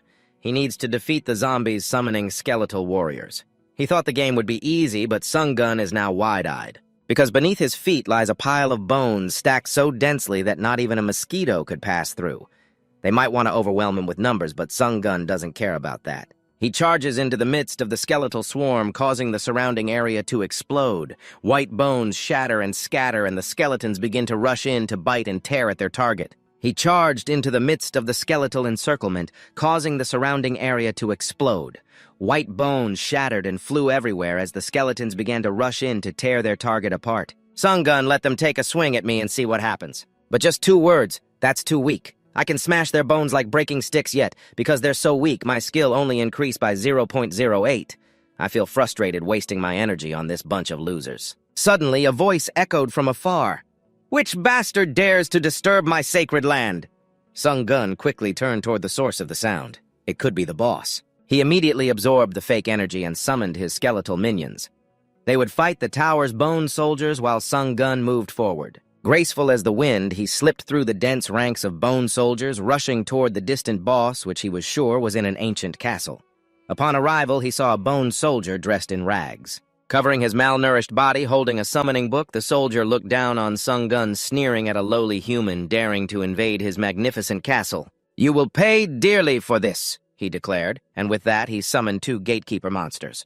Sung Gun assessed them. They were about as strong as a big, clumsy dog. He felt bored that the boss could only summon these 2 big guys. Infuriated by being looked down upon by someone he despised, he ordered the 2 big guys to tear Sung Gun apart. Sung Gun swiftly executed a move, taking off both their round heads. He then approached the boss, who could only stammer in shock. "What the hell is this?" Sung Gun slashed him across the body, causing him to lose his footing and fall to the ground. After taking down the 2 big guys, his skill proficiency increased by 1.2%. Sung Gun was satisfied with this progress. But in the eyes of the undead, he was nothing more than a bloodthirsty monster frantically grinding for experience points. Sung Gun decided to end level 8 here. However, he noticed the beautiful summoning book of the boss, and his smile gradually turned sinister. Sung Gun decided to ask him for a few things, tossing the summoning book to him. "Summon every time a guard dies. You can bring them back after a few minutes." Sung Gun demanded he summon one right now, and when the boss hesitated, he threatened him with his sword. The boss hurriedly flipped through the pages, and soon 2 aggressive guards were summoned just like before. Sung Gun easily dealt with them, and the undead asked him, "Is that enough?" But this is just the beginning. Sung Gun ordered him to summon all his guards while he continuously eliminated them for experience points. The undead felt exploited and was quite upset. "How much longer do we have to do this?" Sung Gun was still busy slashing away, of course, until I tell him to stop. He kept fighting to increase his proficiency. Finally, his soul skill reached 100% and leveled up to C. A weak voice echoed from behind, "I will curse you after I die." It was the level 8 boss literally being drained to the bone by Sung Gun. He moved closer to inspect the cracks that spread every time the boss summoned. He had reached his limit. Although Sung Gun intended to play a little longer, it seemed he had to send him off before he completely lost consciousness. The undead cursed, "Meeting you is making me sick." Damn humanity. So level 8 was completed. Now Sung Gun's soul skill had a 20% chance of gaining skills from that soul. To him, level 8 was quite dull, but that didn't mean level 9 would be the same. He always equipped himself before battle, checking his thunder sword to see that his dagger skill had already maxed out. Now he had to find a new toy to replace the Thunder Sword. Gliding back and forth, he couldn't find a satisfactory sword, so Sung Gun decided to create one himself for speed. He decided to combine two sword skills. Since the dagger skill was at level D, the synthesis process would revolve around it, resulting in a C-level demonic hunter skill that doubled the attack speed against non-human enemies. Indeed, he was most pleased with this power of skill combination, holding a bunch of skills in his hands. Sung Gun decided to combine just one more time. So he continuously combined, creating new skills, then combining the new skills again. In the end, he received the Gray Blood skill with regeneration and pain reduction capabilities. To test the new skin, Sung Gun decided to turn off the recovery effect of the waiting room. All souls were absorbed, so there was no shield. Sung Gun cut off his own arm to test it. One clean slice severed his left arm, but it was immediately regenerated to the point where he didn't feel any pain. Sung Gun felt incredibly powerful at that moment, like the main character from some comic. As for the assassin's cloak he would wear until it falls apart. Waiting now is just a waste of time. He decided to dive straight into the 9th floor, tasked with eliminating all the monsters in one day. However, as soon as he entered the system, warned that there was a challenger invading the martial arts world. He had even eliminated all the monsters of Sung Gun, and now he had to defeat him to pass the 9th floor. Seeing Sung Gun, he stood atop the corpses of the monsters and introduced himself as the leader of the martial arts alliance, Bak San, the old man with gray hair from the Xiao world. He wanted to know Sung Gun's name, but he was sure that those who invade have no good intentions. Revealing his identity wouldn't help, he muttered. It was the least courtesy among fellow practitioners. Sung Gun felt disgusted as those from another dimension were all bizarre, saying that he lifted his sword and charged. Although he looked over 100 years old, his strength was not to be underestimated. Hundreds of sword strikes were launched at Sung Gun, who also responded gracefully like the wind. Blocking his strikes, all that could be heard was the deafening clang of metal. After a moment of intimidation, both retreated to assess each other.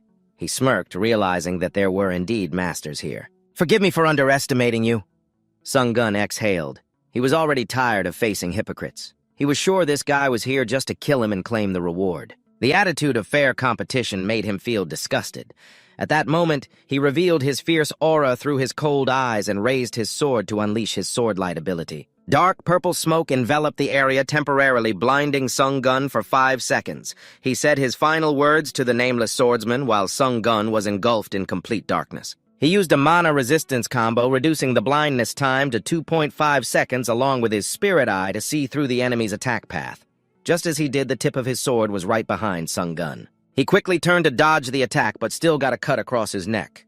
At that moment, the sword light ended. Gray blood activated to heal the previous wound, leaving Sung Gun surprised that he could dodge an attack in the pitch black. He didn't have time to respond and immediately charged to attack him. As soon as the two swords clashed, a shockwave erupted, causing the ground around them to crack.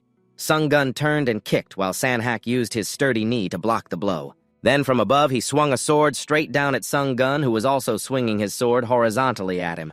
Sanhak used his hand to block Sung Gun's sword hilt. Meanwhile, Sung Gun used his foot to pin down his sword hand. Both attacks from either side were blocked, indicating they were evenly matched.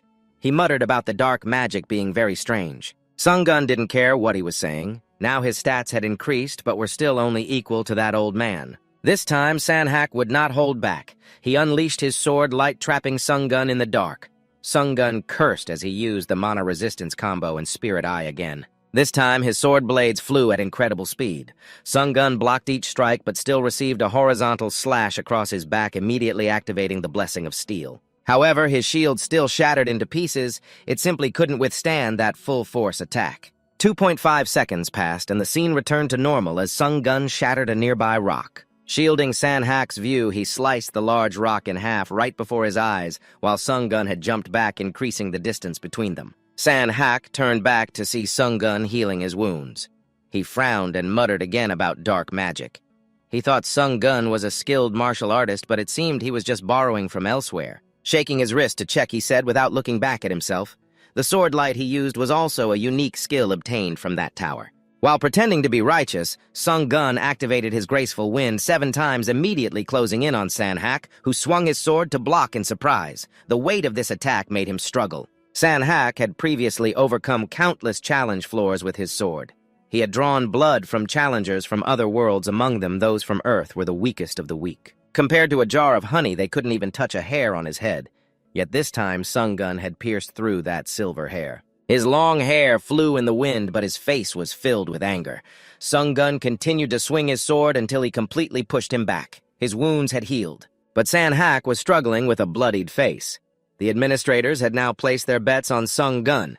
San Hak, furious at being in a weak position, decided to activate his skills. The movement speed increased by 2.8 times in a minute. Sung Gun sneered, "Aren't you the one who looks down on magic?" However, because of hunting the black, he had to suffer the penalty of an intruder. All his stats dropped by 8 points, and he couldn't use some skills, but the light sword still worked. Sung Gun was used to him spewing out smoke and then ambushing him. The black hunter poured all his strength into a slash, screaming madly, "I will kill you." Sung Gun used 3 slashes to confront him. The two sides collided, creating a blinding light from the mana as the blind spot of time ended. The black hunter stood still while Sung Gun collapsed in exhaustion, but across his body was a decisive slash from Sung Gun. He trembled all over and could only utter 3 words. "No way." He fell down with his body in one place and his feet in another. Sung Gun absorbed the soul of Bexen H, and his stats increased by 27%.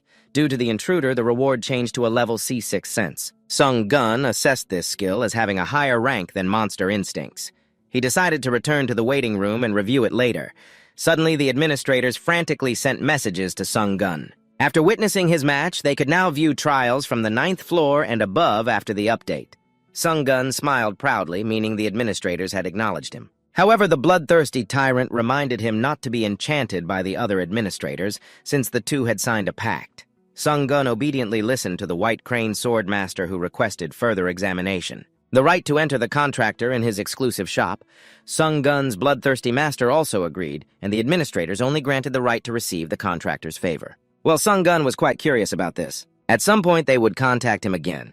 Finally, Sung Gun decided to accept the request from the White Crane Swordmaster, adding the Swordmaster's aura to the shop. After returning, the system notified Sung Gun that he could enter the common area. He wondered if the administrators could observe events in the common area. "Are you still watching?" He spoke up, asking, but there was no response. Sung Gun cleared his throat. After all, only he knew how awkward he felt. The main character assessed the Swordmaster's aura. It had the ability to channel mana and use sword energy. For him, this skill was quite solid. Having reached the 10th floor, he could view the second page of the shop where 3 skills appeared. He rated them as excellent, but he only had 2000 SP points. He needed to buy the Swordmaster's aura or regenerate bones, recalling the battle with that old man, the Black Hunter, a powerful madman. To avoid being overwhelmed, Sung Gun decided to buy the Swordmaster's aura. After activation, he swung a few times to test the other skills, channeling mana like a waterfall. But this skill felt like a gentle stream, just as its name suggested. It consumed 2% mana per minute, and in just 50 minutes he would run out of mana, so Sung Gun immediately turned off the effect. He reminded himself to control the mana usage. There was another reward, the 6th sense, which would simply enhance his senses to their peak. Finally, he wandered around the community, where there were quite a few comments about the square here. A player recounted the exchange of authority with others. The square gathered countless contestants and conducted transactions with other administrators, feeling like there was a new game to play. Sung Hun decided to enter the square to see what was hot. The square was a different space, notably featuring players made of flesh. This guy was excitedly exploring around, but unfortunately, he fell into the sights of the hunters who were frolicking down the road. Suddenly, he was targeted by special effects. It made him collapse as the hunters appeared behind him, laughing sinisterly. The leader licked his blade mockingly. "So you're Korean, huh?" The Korean guy gritted his teeth. They hadn't even started the trial yet, and they were already robbing the girl behind him. He shouted in indignation, "Hey, can you really do this?" "How about a trade, then?" he sneered. "If she leaves all her belongings, we'll let one of you go." Just as he was about to act, a shadow swept by. He turned around confused as the figure in black casually walked past them without doing anything, but they found it strange. Unlike the story's plot, he called out, "Hey, you in the black hood!" The hooded figure turned back. "Did you call me?" Seeing that he was also Korean, they laughed savagely. It seemed to them that Koreans were easy to bully, so they launched a full attack. He sighed. "I just want to be humble. They forgot that I'm the main character in this story." Sung Gun raised his hand to deflect their attacks, and the leader stared in shock as Sung Gun instantly countered before they could activate their skills. He killed one guy using ice shields, but it shattered under Sung Gun's punch. The guy panicked and begged, "Wait, I was wrong." Before he could even kneel down to apologize, Sung Gun's sword pierced through his throat. After absorbing the soul, Sung Gun planned to leave. The girl apologized for not being able to help more. The Korean guy struck up a conversation guessing that Sung Gun was a businessman. Sung Gun just nodded. Sure, let's go with that. After all, he had always been in the top 10. The guy immediately cheered, not forgetting to thank Sung Gun for saving his life. Sung Gun didn't pay much attention. He just killed them to avoid trouble. Sung Gun decisively walked away. But it seemed the guy still had something to say. He hesitated and then said, "Those lifeless bodies." Sung Gun was confused, but he promised to trade Sung Gun a skill he used to absorb the lifeless bodies into a black hole in his palm. He looked satisfied, as if he just had a delicious meal. As promised, he gave Sung Gun a practical skill from the administrator that allowed him to create wings on his back and fly. Indeed, at that moment, Bai Ha Sword and Blood King were complaining about the illegal trade with Sung Gun. Sung Gun was also at a loss with these administrators. However, they were competing for players, meaning the players had something they wanted. The guy took the opportunity to share some information he had. Currently, the dimensions invading Earth are Ares martial arts and Kalian. Sung Gun had encountered a guy from Ares in heavy armor and a hunter from martial arts. Kalian was home to elves, fairies, and beastmen. As they walked and talked, they arrived at the community area. He handed Sung Gun a business card. It turned out he was the manager of the team. The manager of the challenger from the Hunter Association who might be needed later. Once they entered the public area, everything returned to normal. Challengers were not allowed to fight each other. The guy rubbed his hands, deciding to head to the auction area for a bit, while Sung Gun also had a place he needed to go, the arena. Sang Hyun entered the arena and heard young men angrily shouting, "Lost again." This time it was a big loss. He thought to himself about this place called the arena. It looked no different from a sports betting area. The administrators felt the same way. In front there were seating areas, and Sung Hyun wondered if he could sit there. Kids might hesitate, but for an adult like him, he just sat down. Worst case, he would get kicked out. The arena system was being activated with a choice between betting and fighting. The system's announcement was quite confusing, so Sung Hyun read the details. The arena was divided into two systems: betting and fighting. Those who bet would wager on the fighters potentially losing or earning points depending on the challengers they bet on. Meanwhile, fighters would challenge others for rewards. Once the match was confirmed, their real names and rankings would be announced to validate the match. Sung Hyun needed to bet on types of rewards like skills items or privileges if he won. He would receive rewards corresponding to the opponents he faced. To sum it up, all Sung Hyun remembered was that winning meant rewards while losing meant losing the bet. And a main character like him couldn't lose. So Sung Hyun clicked to participate to see if he could earn any good rewards. Meanwhile, outside players were chanting because they were directly witnessing Catherine the Hell Witch, a famous American hunter known for her achievements and body. Hotter than the sun in Hanoi today is yet another day where Catherine hasn't received a single challenge. It makes her feel frustrated because being the strongest isn't all that fun, especially since Catherine has never lost a match. Her administrator chuckles at how weak the other players are, and Catherine feels it's a waste of time, so she decides to leave. Just then, she receives a challenge from Sanjeon, who just entered the trial arena and dared to challenge the one who has won 17 consecutive matches like Catherine. This guy is interesting. Catherine decides to go solo against him. Both are transported to the arena, and Catherine smiles, saying, "I admire your courage. But you should be more careful when choosing your opponent." The match begins, and Catherine arrogantly decides to strike first with her Fire Birth move. She summons a gigantic fireball with one hand, and just looking at it, you can feel the heat. The fireball is launched towards Sung Hyun. He can dodge it, but it has locked onto him as a target. As long as it doesn't hit Sung Hyun, it won't stop. "It's over," Catherine smirks. Although she respects his bravery, Sang-gun stands no chance against her strength, at least not until he uses his skills. With mastery over sword energy, he slices the fireball in half. If it wants to chase him, he'll make sure it has no chance to do so. Catherine is stunned, knocked back in surprise. "A lesson learned, huh? I'll be the one to teach it to you," Sang-hyun says coldly. Now the match officially begins in a clearing in the woods. A gender-ambiguous figure with long silver hair is observing Sanjeon through a water mirror, smiling in satisfaction as Sanjeon has mastered sword energy. It was worth the effort to give him a fancy special skill from now on. He needs to quickly win his favor. Perhaps Sanjeon will resolve the long-standing grudge that this person has been unable to handle on their own. Back in the arena, Catherine continues her relentless assault. She strikes and Sang-yu dodges each time. But her attacks are quite bothersome. Even when Sang-haeon jumps into the air, the fireballs still follow him. The only way for him to escape is to slice through each fireball. A dance in the flames causes his cloak to catch fire. Sang-haeon quickly lands to avoid the flames, but without the wind's favor, he can't maximize the cloak's effects. While he's busy putting out the fire on his cloak, Catherine summons 4 more fireballs. "How long do you think you can endure this, huh?" Sang-hun finishes dousing the fire and swings his sword. The longer it drags on, the greater the mana consumption, which is a disadvantage for him. It's time to counterattack. Sang-hyun absorbs the soul of Bex and H to boost some stats, achieving B-level lightning sword energy, allowing him to unleash a deadly attack that surprises Sang-hyun. Unexpectedly, Catherine feels annoyed as Sang-hyun loses focus. During this time, she unleashes a barrage of 10 fire arrows aimed at Sang-hyun. The best strategy is to retreat. He pulls his legs up, running from the rain of arrows, slicing through any that block his path, while Sung-yun activates his blood surge skill for the first time. But if he doesn't use it, he won't know its effects. Just trying it out once shouldn't kill me, Sung-hyun thinks, tensing his arms for momentum. He then slashes in a crescent arc, shattering the gigantic fireball, startling Catherine. She quickly raises her magic shield, gritting her teeth to maintain it against the massive force. She never expected Sang-han's counterattack to come when she least anticipated it. Before she could finish blocking Sang-han's attack, he was already right behind Catherine. With his sword pointed directly at her neck, Catherine finally has to concede. If not, her head would be gone in an instant. After winning, Catherine receives a skill, Swordstorm, and is transported back to the common area of the 10th floor. Once back, Sang-gun decides to note down Catherine's name, even though he considers this just practice and holds back. But she's quite strong, and to top it off, she burned his cloak. He has to remember her name to collect the debt later. Now it's time to check the rewards. The name Swordstorm sounds like it could be thousands of slashes at once, but it's just a single stab. Turns out this is a lesson she prepared for him. Just because you hear the name of a skill doesn't mean you can guess what it is. Today went quite smoothly. Winning a match gained some experience, but the rewards were a bit of a scam. Not wanting to be fooled again, Sang-hyun decided to fight one more match. This time his opponent was Owaki Yuji, ranked 11th from Japan. As soon as the match started, Yuji sighed, "I've been looking forward to this match since you're ranked 3rd in Korea."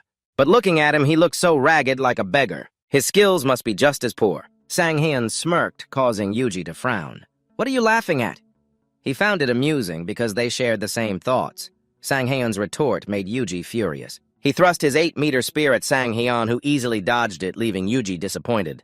"Is this the 11th rank from Japan so weak? Just dress nicely." Sang-hyun swiftly knocked the show-off aside. Yuji took too much damage, so the match had to end. Of course, victory belonged to Sang-hyun. The more he fought, the more addicted he became. Sang-hyun challenged him, winning every match at an incredible speed. This led him to accidentally earn the title of Master Fighter. Meanwhile, in China, an 8-pack guy was meditating in the lush green bamboo forest, and no one dared to disturb him unless there was urgent news. And this urgent news was the passing of Elder Bitch-san. Before he died, he sent a message to the Cho clan about a place called Earth that had connected with their dimension. Recently, Bitch-san had attempted to infiltrate that dimension, and the result was a total failure. A tremor with increasing intensity shook the bamboo forest as if something was rushing towards it, a monster whose name I don't even know. All I know is that it was huge, monstrous, and had a bad temper. The young man continued to meditate, meeting his targets while the monster charged at him. Finally, he moved one arm to summon his sword. "It's been 5 years since I stopped climbing the tower," he said just as the monster's claws came crashing down. He used his legs to leap up. Even after meditating all day, he wasn't numb in the legs, truly admirable. The 8-pack guy dove down, driving his sword straight into the monster's head, and the weight caused it to collapse instantly. The onlookers couldn't contain their awe at his strength. One strike was enough to overpower such a mythical creature. It truly was terrifying. The young man pulled the sword out of its head. He was tired of meditating. Just then, a portal to the Earth dimension appeared, piquing his interest. Anyone who could kill Elder Big Sun would surely give him a satisfying battle. Sang-hyun returned to the waiting room and flopped down onto the newly upgraded bed with a mattress. All his fatigue vanished. It truly deserved to be called a healing room. Today was indeed a fruitful day. Besides gaining experience, Sang-hyun also acquired a new practical skill, creating steel wings that allowed him to fly at high speed. However, these wings needed continuous mana to function. Just imagining himself soaring through the sky with angelic wings like the fairies in fairy tales made him ecstatic. But that was just a dream for him. He had to wait until he had enough points to buy it for that dream to come true. Only in moments like this do you realize how lucky the rich really are. Setting aside the issue of the wings, Sang-hee sat up to summarize today's achievements, compiling a few random skills together. He sat there for a whole hour, diligently piecing things together, and created 3 new skills: a B-level counter shield, a C-level stealth movement skill, and a C-level chaotic sword attack skill. What caught his attention was the counter shield.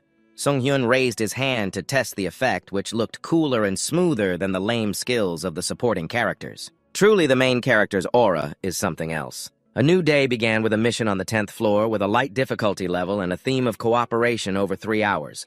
The completion condition was to prevent the resurrection of the Dark Overlord within the time limit. If the entire team was wiped out before time was up, then they would all be done for. 4 doors open, summoning designated members based on individual rankings: first place Kim Seung-hoon, second place Oh Chun-seok, and third place Hanger. But only we know his real name is Sang Hae-on and sixth place Princess Sudi. The team had 30 minutes of extension to prepare for the boss fight. John Seok ran towards Seung-hoon with a face that said they hadn't seen each other in a long time. Seung-hoon assessed that the two above him in rank must have met before during previous trials. Suddenly, a shout broke out. Sudi pointed at Seung-yoon and yelled, "You're the guy I met on the 4th floor." Seung-yoon had a sky full of question marks. How could this happen? Seung-hoon looked at Sudi's expression and guessed that the meeting between the two hadn't gone smoothly. The studio guy was trembling with a pale face. He said the two had met during a cooperative trial on the 4th floor, and there, Sang-jeon had continuously killed people to boost his own power. Princess Sudi's real name is Seung-jun, and his life motto is to never lie, life doesn't care. He deliberately created conflicts by putting others in opposition to each other, then used that time to monopolize the rewards. That was his survival strategy. And it really worked in a harsh environment like the trial tower.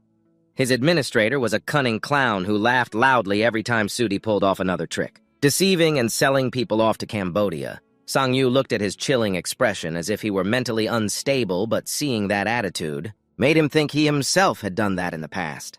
"I think you've misunderstood something," Seung-hyun spoke up, but Sudi interrupted him. "You even had the heart to turn on your teammates to monopolize the rewards." Sang-hoon felt annoyed. But the one choosing violence wasn't him. It was Seung-hoon. He summoned the divine hammer, thinking that instead of having 4 people in disarray, this team should only have 3 who understood each other. Who's speaking the truth?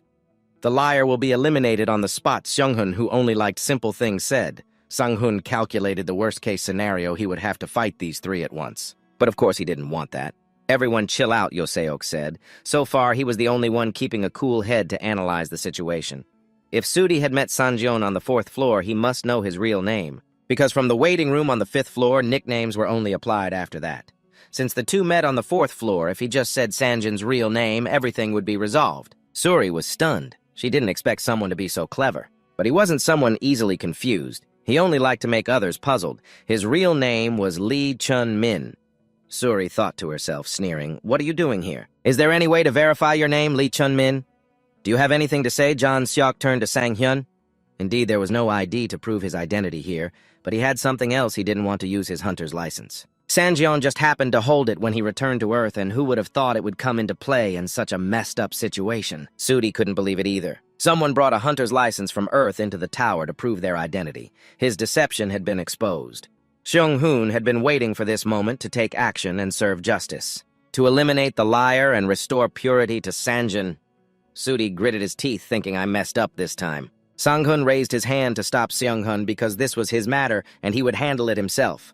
Being falsely accused made him feel annoyed. "Get rid of the liar and restore purity." Sang-jeon Sudi gritted his teeth, thinking to himself that he really messed up this time. Sang-hoon raised his hand to stop Seung-hoon, saying this is his issue, so he would handle it himself, feeling frustrated by the false accusations. Sudi thought all 3 would gang up on him, but in the end only Sang-hoon stepped up, smirking at him, calling him a fool as long as he could take down Seung-yoon. The other 2 wouldn't be able to do anything to him, even if they hated him, because it was too hard for 2 people to overcome a trial meant for 4. Before the fight, Seung-hyun taught him about 2 words: responsibility, but Sudi didn't care about what responsibility meant at all because he was only focused on survival. He summoned a spell book, saying, "You're not the only one with power," as the swamp spirit vines wrapped around Seung-hyun's legs, but unfortunately he had mana-resistant skills. So he managed to escape the vines and charged towards him. Sudi raised a shield. This situation was truly unexpected. But he could defend against Seung-hyun's attack. His power caused the ground to crack. Seung-hoon warned him to keep his distance from them. "If you don't want to get caught up, even though Seok wants to get closer to feel the heat of the young guy, Seung-hoon says it's better to be careful than to die like that jerk Sudi." He throws mana balls at Seung-hyun, claiming this game is too easy because he dodges each one, then punches Sudi hard. Even though it hurts, he still grins widely. It seems like the hunter has turned into the prey right. When Seung-hyun looks back, the balls he shot have gathered into a magic circle after a few seconds of aiming. It unleashes a huge bolt of lightning straight at Seung-hyun, and Sudi smirks, saying, "You were showing off earlier, but now look at you." Suddenly, he seems confused. Sang-hyun tells him he's still too inexperienced. Aiming to defeat the top 3 while being in the top 6 is a tall order, especially with the main character's aura. He activates a counter shield that absorbs 25% of the damage and releases it in a single blow. Now Sudi will have to face the consequences of what he just dealt out. It's just the way of life. Sudi is sweating. This is beyond his imagined script, and he can't believe it. Sang-hyun blocks his third move again, charging like an arrow towards Sudi. He can only erect massive stone shields around Sang-hyun, trapping him. Sang-hyun slices through the rock walls. If he can cut through fire, this is nothing. John Seok observes Sung-hyun and asks if he knows who he is. But Seong-hun doesn't know. He's never seen anyone like him among the high-ranking hunters. Because Seong-hun doesn't know, John Seok thinks Sung-hyun is just an ordinary guy. Until they observe how he fights, Seong-hun realizes he may not rank among the high-level hunters, but one thing he is sure of is that Sung-hyun hasn't shown his full strength yet. In fact, Sung-hyun's power might be on par with his own. John the CEO is surprised that someone so strong has a lower rank than the two of them, but that's just based on stats. If earlier in the trials Seong-hun hadn't relied on his teammates, he might have been underestimated compared to his actual strength. At this moment, Sudi has no way to defend himself. As Sung-hun slices down his arm while reading, he collapses before Sung-hyun's sword. Seong-hun is surprised that he doesn't finish him off, but instead keeps him subdued with great calmness. Wait.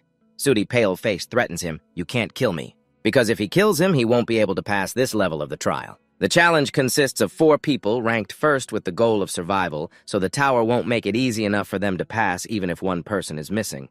Sang-hyun hasn't considered that scenario yet. So he turns back to look at the other 2 who say they won't intervene and will let him handle it as he sees fit. Sudi pulls out a sword, preparing to ambush Sang-hyun, but his speed is 1,000,000 times slower than Sung-hyun's, who slices Sudi's head in half with one strike. But no blood spills because it's just an illusion. Sudi intended to hide his trump card. However, he gets sliced by Sang-hyun, so now all he can do is risk it.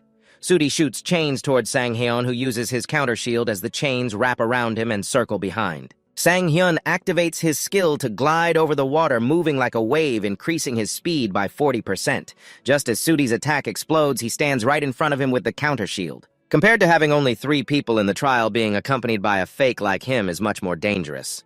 Seong-hun activates his counter skill, returning all the damage he's accumulated since the start of the match. He sends it all back to Sudi, who just disappears, leaving behind a golden leaf. He leaves behind an old cloak of a vampire count and a celestial blood demon sword.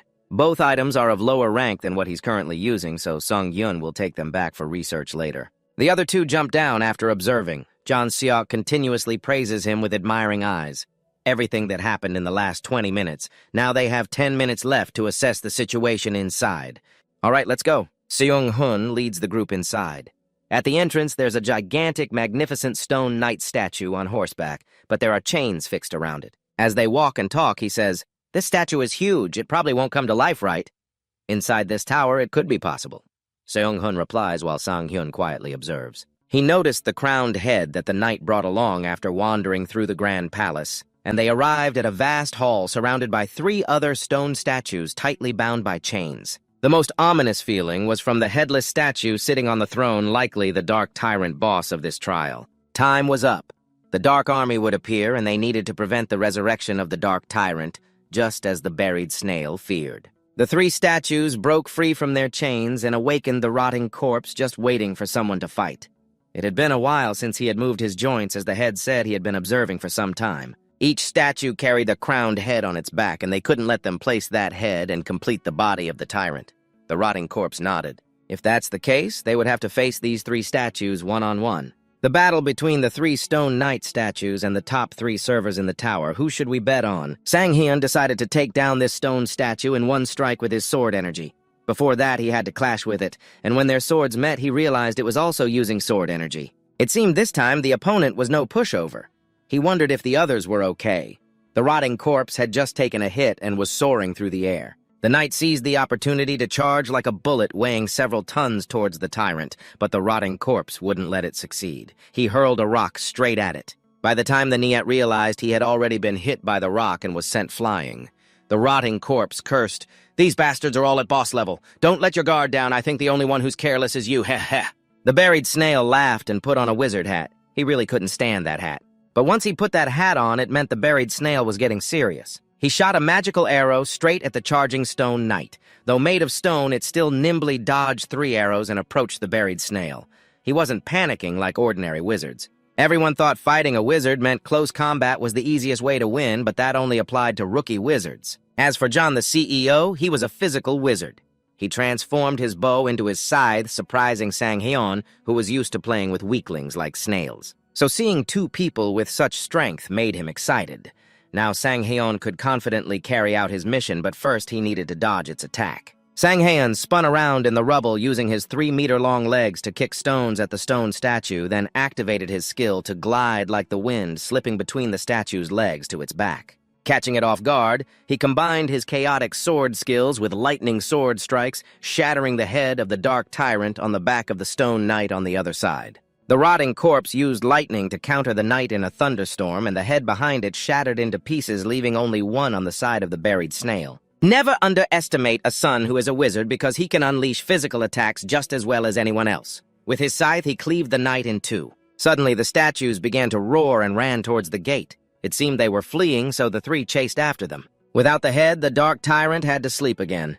Suddenly, Sang-Hyeon heard a clattering sound, and the stone statues knelt down, forming a straight line. The sound of hooves leapt over the line they formed, and above them was the knight riding outside the gate. The rotting corpse made a 360-degree turn to chase it. But it was too late to catch up because it was riding a horse while they were just running on two legs. Sang-Hyeon gritted his teeth, gaining momentum to launch his sword at it. The head of the tyrant was about to be placed down in an instant. Suddenly, the sword of Sung-hyun pierced it into pieces, and the crown fell down before the astonished knight. Its eyes turned fiery red, followed by a roar of anger and frustration. The buried snail jumped up in joy, and Sung-hyun breathed a sigh of relief. He almost had to fight the boss. The knight picked up the crown and placed it on his head. Then he held his weapon and pierced through the throat, leaving all three stunned, not understanding what was happening. What they now knew was that they had to stop it quickly. The knight was about to detach its head to place it on the dark tyrant's body. The three charged in to attack, but the head was successfully placed down, resulting in a massive explosion that sent them flying. The necessary condition had been met. The dark tyrant was being resurrected. Now their mission was to take it down if they didn't want to sacrifice themselves. The Dark Berserker possesses an invulnerable ability that nullifies all damage from challengers with lower stats, and Sang-Hyun had never heard of a monster with such a special skill. It was truly the boss of the cavalry, just like the Dark Berserker raised its hand to summon a sword, striking down with a blow that cracked the ground, a monstrous ability that left Sang-Hyeon in awe. I don't know what to do. If damage is negated, what can they even do? While he was deep in thought, the Dark Berserker appeared behind him out of nowhere and swung its weapon in a wide arc. Sang-Hyeon accelerated but still took damage, blood spraying out. Fortunately, he could heal himself. Everything was becoming a hassle since they couldn't resolve it quickly. Was there really no way to win? His gaze fell on the three remaining knights lined up waiting to be taken down. John Seok and Sung Hun rushed over to him thinking they should deal with the knights first. If not, they would exhaust themselves. Sang-Hyun made a request for them to block the Dark Berserker's attack, but Sung Hun was confused. They couldn't deal damage to it. Wouldn't it be more reasonable to just take care of those knights? Sang-Hyeon didn't know how to convince them, so he could only say that he knew a way to defeat the Dark Berserker. Sung Hun fell silent for a few seconds before deciding to trust him and the two others. It would be quite difficult for them to hold the Berserker back, so Sang-Hyeon had to hurry if he didn't want to see two more corpses after they left. Now was the time for Sang-Hyeon to deal with these three knights. Seong-hoon activated Thunder Rap, aiming at the Dark Berserker, but of course it didn't take any damage at all. Just as Seong-hoon expected, it had no effect, even causing the Berserker to activate another special skill, both of them being crushed as if the weight of the entire earth was pressing down on them. Then came a slash from the Berserker. Seong-hoon activated his mana resistance skill, successfully escaping its control, but Chan Seok did not. At that moment, Seong-hoon shielded him, taking the blow. Blood dripped from inside Seong-hoon's mask, and he collapsed. "Are you okay?" Chon Seok supported Seong-hoon in a desperate worry as standing before them was the Dark Berserker raising its sword high, ready to cleave them in two. This was the perfect moment for Sang-Hyun to appear. He used the counter-shield to block the sword and apologized to his two teammates for being late. Sang-Hyun absorbed the souls of the knights. His stats began to rise rapidly now, on par with the Dark Berserker. The counter-shield absorbed and returned the blow to the Berserker, forcing it to retract its sword. Sang-hoon used Thunder Sword energy to slash in a crescent arc, hoping it would be enough to reach the heart of the Dark Berserker. The Berserker used both hands to block the attack, which, despite its high damage, only caused a slight crack in its hands. But at least it had an effect.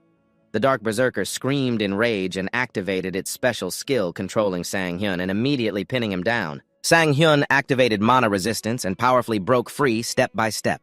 All limitations had been lifted. He used the counter shield to defend himself. This situation was truly hanging by a thread. But Sang-hyun couldn't stop laughing. Was this the feeling of victory? Was it the burning desire to become stronger? Out there, Chon-seok and Seong-hun were observing the battle. What they saw in Sang-hyun was a monster. Seong-hun also felt strange having to hide behind someone. But he felt happy for Sang-hyun for becoming the top player.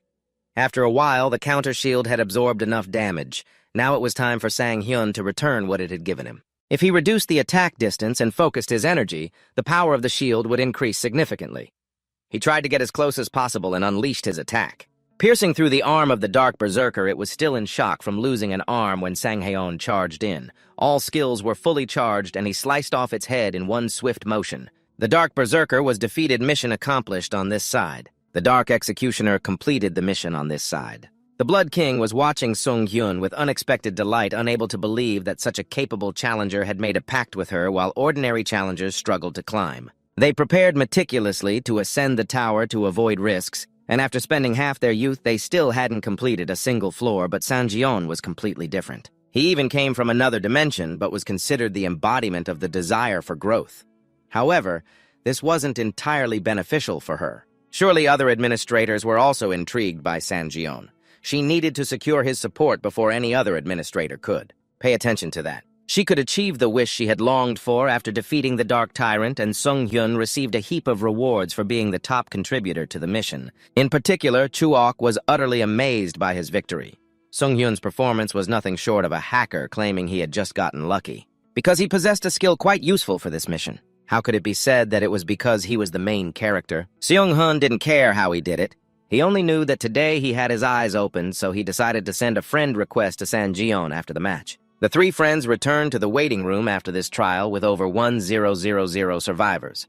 A new category was open called Dimension Travel, Sung-hyun guessed. Perhaps it would help him move to places like the martial arts world or Ares, but that would be like committing suicide.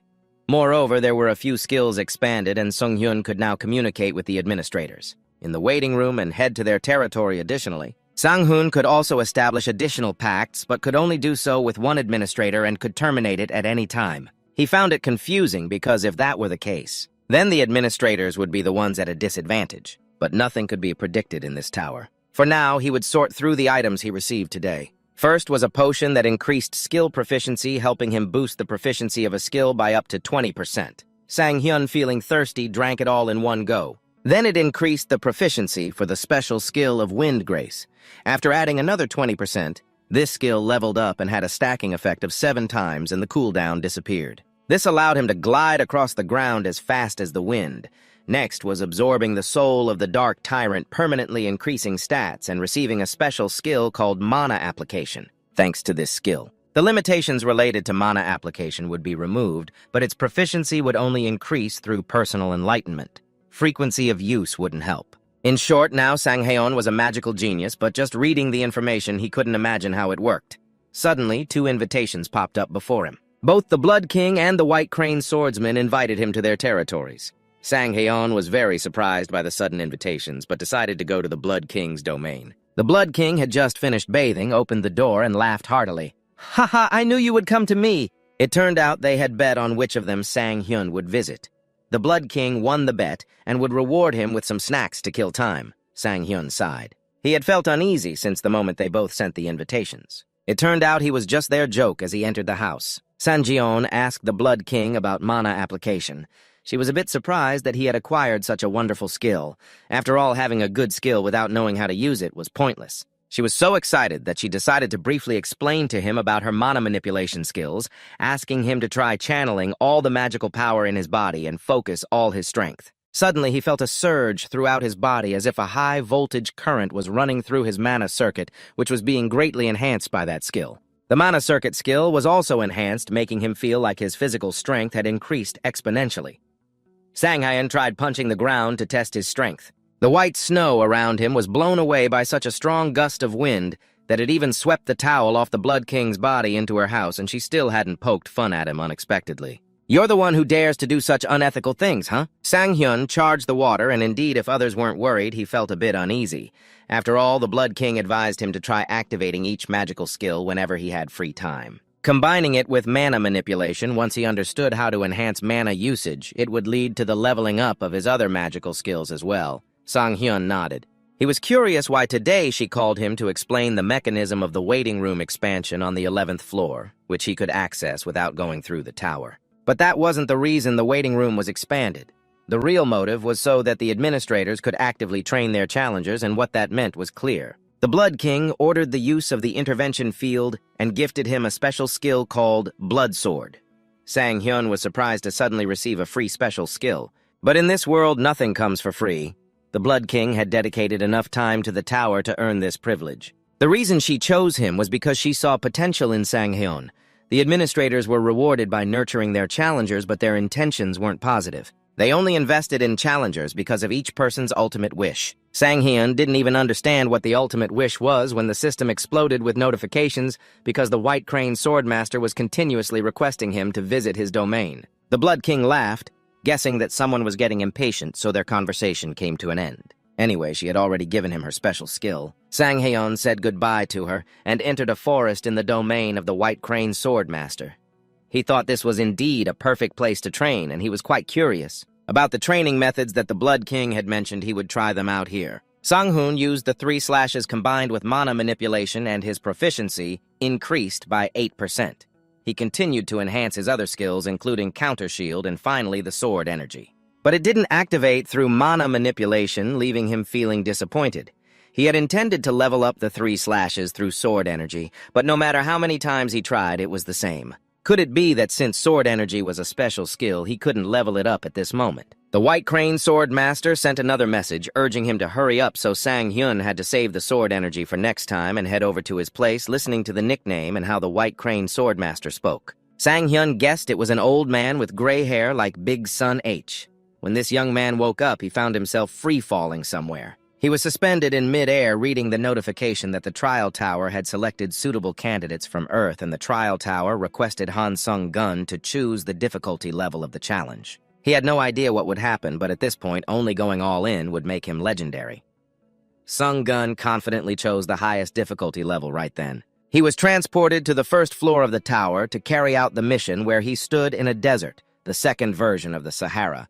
Han Sung-gun was equipped with a sword. It was so shabby that it didn't even have a sheath, but the reward was incredibly generous, a unique trait that Han Sung-gun had struggled for 7 years to obtain. Han Sung-gun was excited. If this were a trivia game with rewards, he was ready to go all out. First, Han Sung-gun had to get the item, which was that sword for self-defense. But because he was too busy standing there contemplating, he ran out of preparation time, and a wild dog jumped out from the bottom of society, leaving the main character stunned.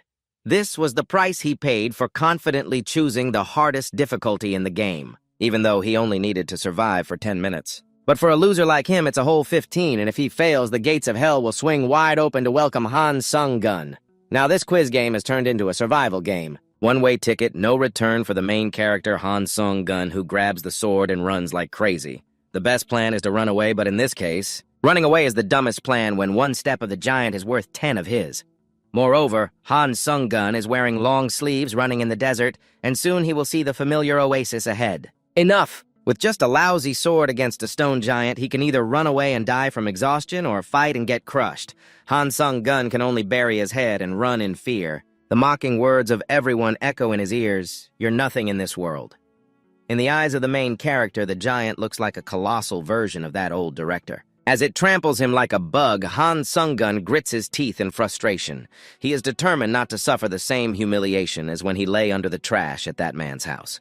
Over the past 7 years, he hasn't been just an average student. Theoretically, he knows everything about the giant monsters. He just needs to destroy their energy core to take them down. It sounds simple, but the energy core is always placed in hard-to-reach spots, and the giant is 10 times taller than him. Luckily, right in front of Han Sung-gun is a hill. He decides to climb up there to match the height with the giant. Once on top, Han Sung-gun gathers all his strength and jumps onto the golem, the bright red energy core right in front of him. It seems to beckon him, "Go ahead, strike." So he swings with all his might, aiming right at what looks like the heart of the golem, but the next moment his whole body shakes as his strike only leaves a scratch. The golem, hit in a sensitive spot, roars in anger. Han Sung-gun tries to strike again, but is grabbed by the giant and thrown into the air by its solid stone hand. Facing the giant, Han Sung-gun hears the words he has endured for years. "You're a foolish failure," amidst that humiliation. Han Sung-gun shouts, "Shut up, you bastards," in anger, and he hurls his sword at the golem, luckily hitting the spot he just struck. A blinding red light bursts forth along with the golem's roar. The system announces that the energy core of the golem has been destroyed, meaning Han Sung-gun has completed his mission. The golem disappears, and he falls into the sand. Although he has succeeded, Han Sung-gun's body is not intact. However, for the first time he feels proud to have defeated a monster and has more faith in his hunting career. Just as promised, the system grants Han Sung-gun a unique ability called Soul Capture. At that moment, a strange black bone appears where the golem fell. Han Sung-gun curiously touches the bones. The system asks if he wants to absorb the soul of the sand golem. As soon as he agrees, the soul immediately enters Han Sung-gun. This is the soul capture ability the system has given him. Upon absorbing the soul of the sand golem, his proficiency increases by 7%. Though it's a small number, he feels an unusual thrill. The main character's first time seems challenging. Suddenly, a spark like a ghost enters his chest. Sung-gun can sense the soul when he closes his eyes and breathes. Moreover, if he absorbs the stats of the soul, it can permanently boost his stats. At the same time, his stats have increased a tiny bit, but he feels a connection with some beauty queen. As life turns a new page, this is the exhilarating feeling after 7 years of hard training for the main character. After enduring all the petty gossip, he confidently returns to his hunting path. A spatial portal opens after the system grants him his reward. Han Sung-gun swallows hard. He knows he can't escape from here, so he decides to go along with the system's upgrade. He thought he would be transported smoothly, like riding an elevator, but the system throws him like a sack of potatoes. Sung-gun lands on the ground, aching all over, covered in blood. The wounds worsen, and just when he thinks he's exhausted from injuries, all his wounds disappear and he feels revitalized as if he never experienced a separation. It turns out that after the trial, the waiting room heals for free. In the 300-square-meter room, there's only a single bed big enough for him to lie down, but it's enough for him to rest. It turned out that after the trial, the waiting room would heal for free. In the 300-square-meter room, there was only a single bed enough for him to lie down, but that was enough for him to rest. Ha Young-gun wondered why he was the chosen one. Was he the main character in some Canadian fantasy comic? It seemed like the system could read his thoughts. The guide provided 5 commands for new players, but Sung-gun reminded himself that he needed to survive first. He knew there would be a next trial, but he didn't expect the second floor to open just 24 hours later. Sung-gun was curious about the flood of complaints from those dragged to the tower. The comments section was filled with drama, and the admin joined the chat to announce the tower's rules, stating that points were used like currency. But the most important thing was that water here wasn't free like on Earth. Sung-gun imagined himself dying of thirst before being taken down by some monster in the desert.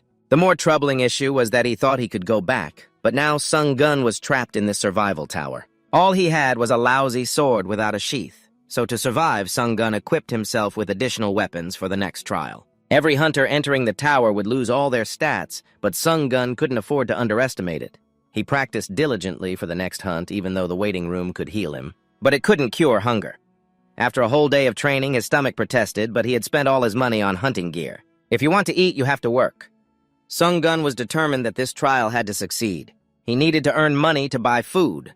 A portal opened, and unlike the first floor, the second was an endless grassy forest. Ha Young-gun breathed in the fresh open air. After escaping the stuffy waiting room, he realized this was just the calm before the storm. Because his mission this time was to assassinate the ogre chief within a time limit. Beneath Sung-gun's feet was the genuine ogre village where the muscular green giants waited to tear humans apart. That's why Han Sung-gun was now hiding nervously watching the guards. He guessed that these ogres also had hunters, as the textbook said. They not only had quality, but also numbers. To defeat the entire ogre village, at least an elite team was needed.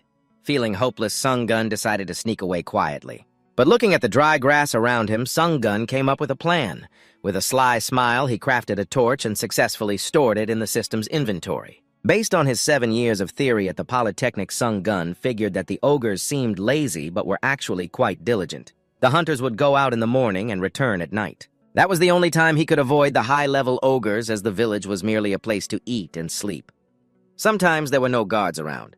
He decided to set fire around the village to attract the goblins while giving himself time to escape if the hunters returned. To become stronger, Sung Gun planned to absorb some of their souls. He quietly approached a small ogre and stabbed it through the neck. With one strike, he took down the little ogre, absorbing its soul and increasing his proficiency to 9%. But the mother ogre heard her child scream and suddenly appeared behind Sung Gun, delivering a powerful blow aimed straight at his head. Luckily, he had bought a shield to defend himself. At that moment, Sung Gun quickly used the little ogre's soul to boost his strength. Thanks to that, he unleashed a powerful blast, finishing off the mother ogre. After absorbing enough souls, he began searching for the ogre chief. Only 4 guards remained, and he easily took them down one by one. However, among them, there was one that was quicker than the others. It exploited a blind spot to attack Sung Gun, catching him off guard. Even though he was ambushed, this was the last guard protecting the chief. Sung Gun was determined to charge through its body with a fatal blow. The chief didn't gain power for nothing. It used its staff to unleash fiery flames. Sung Gun was confident he would win, believing he could handle that one attack. But it didn't know he had the aura of a main character protecting him. Still, Sung Gun was heavily injured after that explosion. At the same time, he gained the fire-resistant skill. With this skill, he wouldn't fear any ogre. Sung Gun gritted his teeth and declared, "You're dead for sure." The chief panicked and continued to breathe fire for protection, but with Gun's fire-resistance skills, he easily overcame it and chopped off its hands. Without hands, it couldn't hold anything. Just as he was about to dance around, the chief, terrified, ran into his hut. Han Gun gritted his teeth in annoyance as he stepped into the thatched hut. He decisively sliced through the fabric, but the scene before him surprised him. Although the chief's arms were no longer intact, he still held his 2 terrified children close. One child trembled and clung to his leg, pleading with tear-filled eyes. Suddenly, Gun fell silent. This situation reminded him of his own lost family. He thought he would soften, but no. Gun ended the creature beneath his feet. Even if he turned into a ghost, he could never forget that the ones who killed his family were those monsters, and he would definitely eliminate them all. Thus, Gun successfully passed the second challenge. He returned with the wooden shield now full of cuts. This time, he nearly lost his life according to the community's information. He knew the tower provided question tickets for players who would look up information from there and share it in the chat room.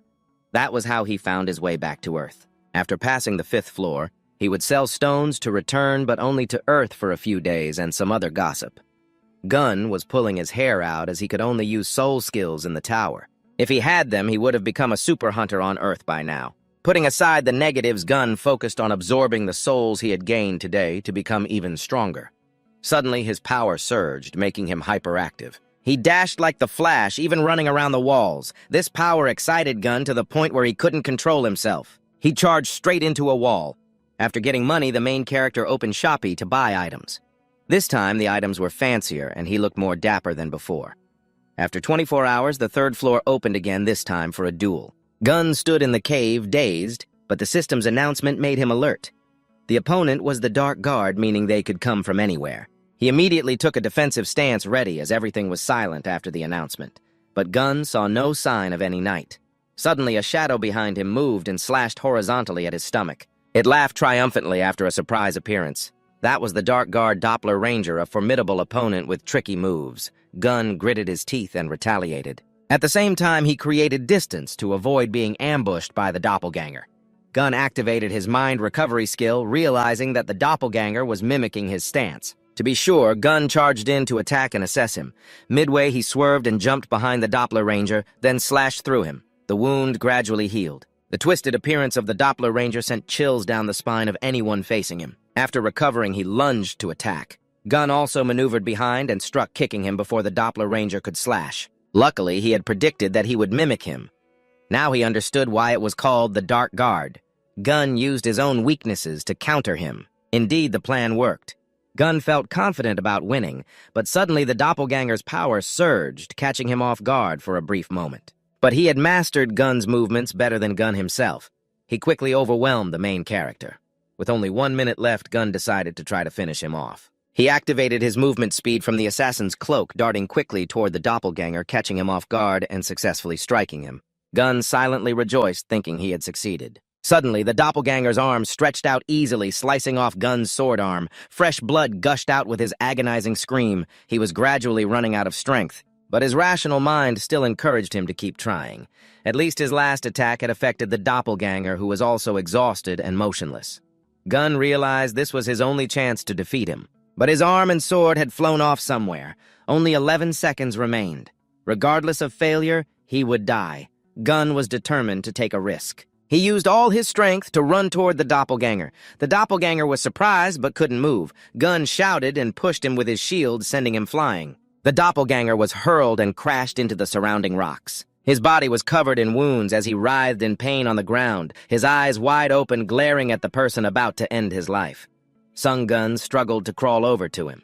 Gaining momentum, he brought his left arm down hard right on the top of the guy's head, blood splattering as the doppelganger's head flew off. Sung Gun successfully passed the third trial. Back in the waiting room, Sung Gun's arm had fully healed, giving him a strange yet familiar feeling. He tried punching the wall with his right hand, which immediately cracked under his strength. Sung Gun smiled in satisfaction. This arm had completely restored to its original state. After absorbing the doppelganger's soul, he felt its soul density was on a whole different level. Indeed, just with its soul, he had reached 100% mastery at rank S. Leveling up to the soul skill, he read about the new ability and was surprised to find he could absorb the skills of any dead creature. Just like the healing skill he acquired when on the brink of death, gaining a new skill was no easy feat. After some research, he returned to the community of his fellow brothers trapped in the tower. Everyone was buzzing about the integrated trial on the 4th floor, which could involve team actions. He might have to act quickly against humans as the 4th floor opened up with a new mission. This time, they had to defeat the Goblin King before the other teams. Sung Gun appeared with 2 others on the magic circle, surprised to see humans again after such a long time. The girl, Lee Hyon, spoke up, breaking the awkward atmosphere, introducing herself as a rank E hunter specializing in support, while the other Lee Sung-hun was a rank D hunter focused on close combat. When it was Sung Gun's turn, he also specialized in close combat, but he wasn't just a hunter. Lee Sung-hun looked at him with disdain and said, "Just don't get in my way." Sung Gun felt a pang in his heart, but remained silent, saying, "I believe I can do my part well." Facing Sung-hun's condescending attitude, he reminded himself he was already used to it. Having been in the tower for so long, he had forgotten how much the outside world valued hunters. Even though Sung-hun felt uncomfortable, Lee Sung-hun was a rank D hunter, and his strength wasn't bad. They were a team and needed to survive as they all entered the Goblin Castle together. According to the plan, Lee Sung-gun would lead the attack, but it seemed he couldn't hold out for long, continuously cursing Sung Gun to fight faster while Sung-hun cleaned up behind. The goblins behind had all been dealt with by him, while Lee Sung-hun was still struggling with a group of goblins. He shouted to Hyon, "Where are you? Hurry and help me." Lee Hyon was having a hard time too. She had used up all her spells, and it was time for the main character to step in. Hyon panicked. "Wait, if you leave, who will watch my back?" But when she turned to look, she gasped in shock after Sung Gun had left. Only the corpses of goblins lay scattered on the ground. Lee Sung-hun was cursing while fighting as a goblin with a spiked mace knocked his sword away. Another goblin seized the opportunity to jump in and finish him off. He was terrified, blaming Sung-hun, but the only one who could save him was the person he looked down on. Witnessing this scene, Sung-hun rubbed his eyes in confusion as he saw Sung Gun's imposing figure. He coldly said, "Lee Sung-gun, step back. You're blocking my way." With that, Sung Gun charged forward, swiftly taking out the goblins. He defeated so many that he received the Goblin Hunter achievement from the system.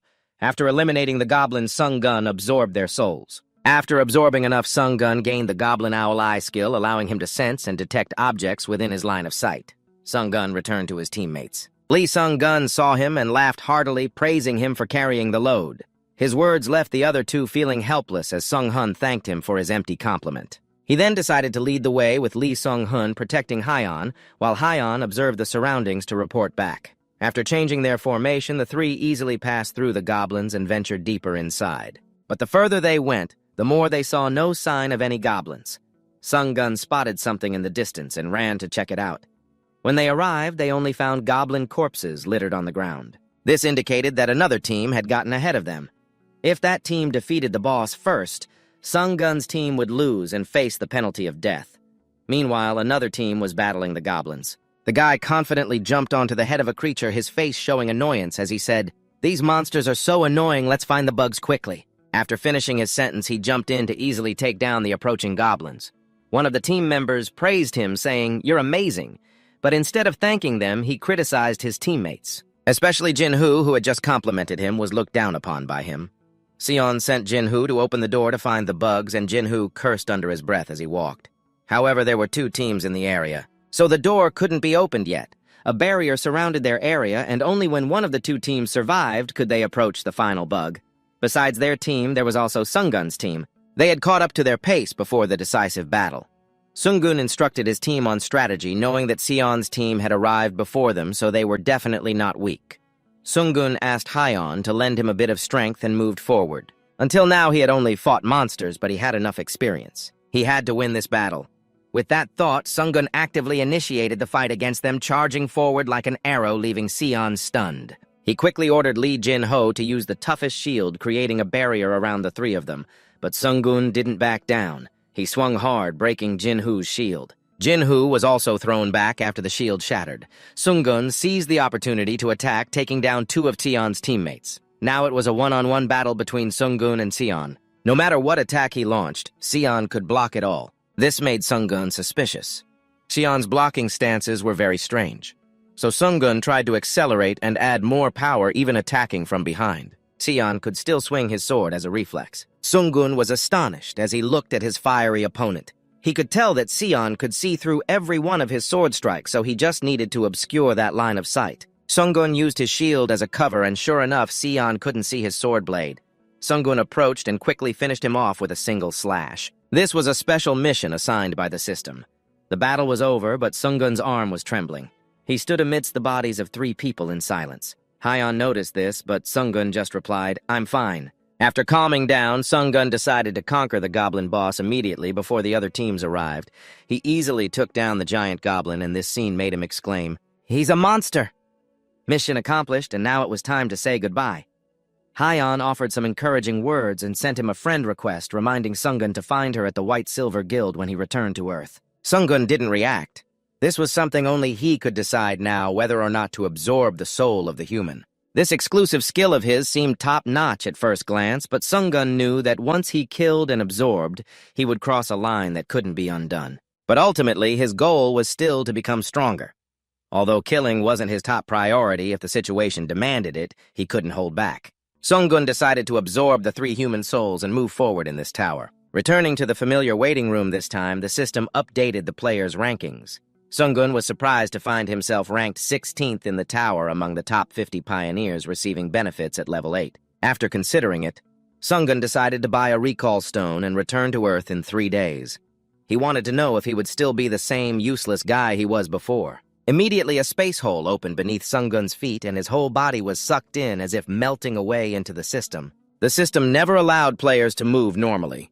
After the crisis, the main character lay dazed on his familiar bed, looking at the small rental room, which made Sungun feel a sense of peace. He leaned back on the soft mattress instead of the stone slab in the waiting room, but the smell of his body after a week without a shower made him grimace. In the waiting room, there was only a rectangular block to lie on, so what could he do?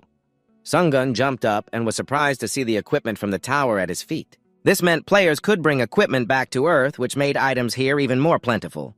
Sungun had to sell these items quickly. Before he lost the opportunity, he needed to become a hunter to get a certification before he could trade. Sungun held his iPhone 14 Pro Max in hand and called the training center director, who felt annoyed as Sungun continued to pester him. Surprisingly, this time, Sungun Shin got to participate in the director's hunter competency assessment.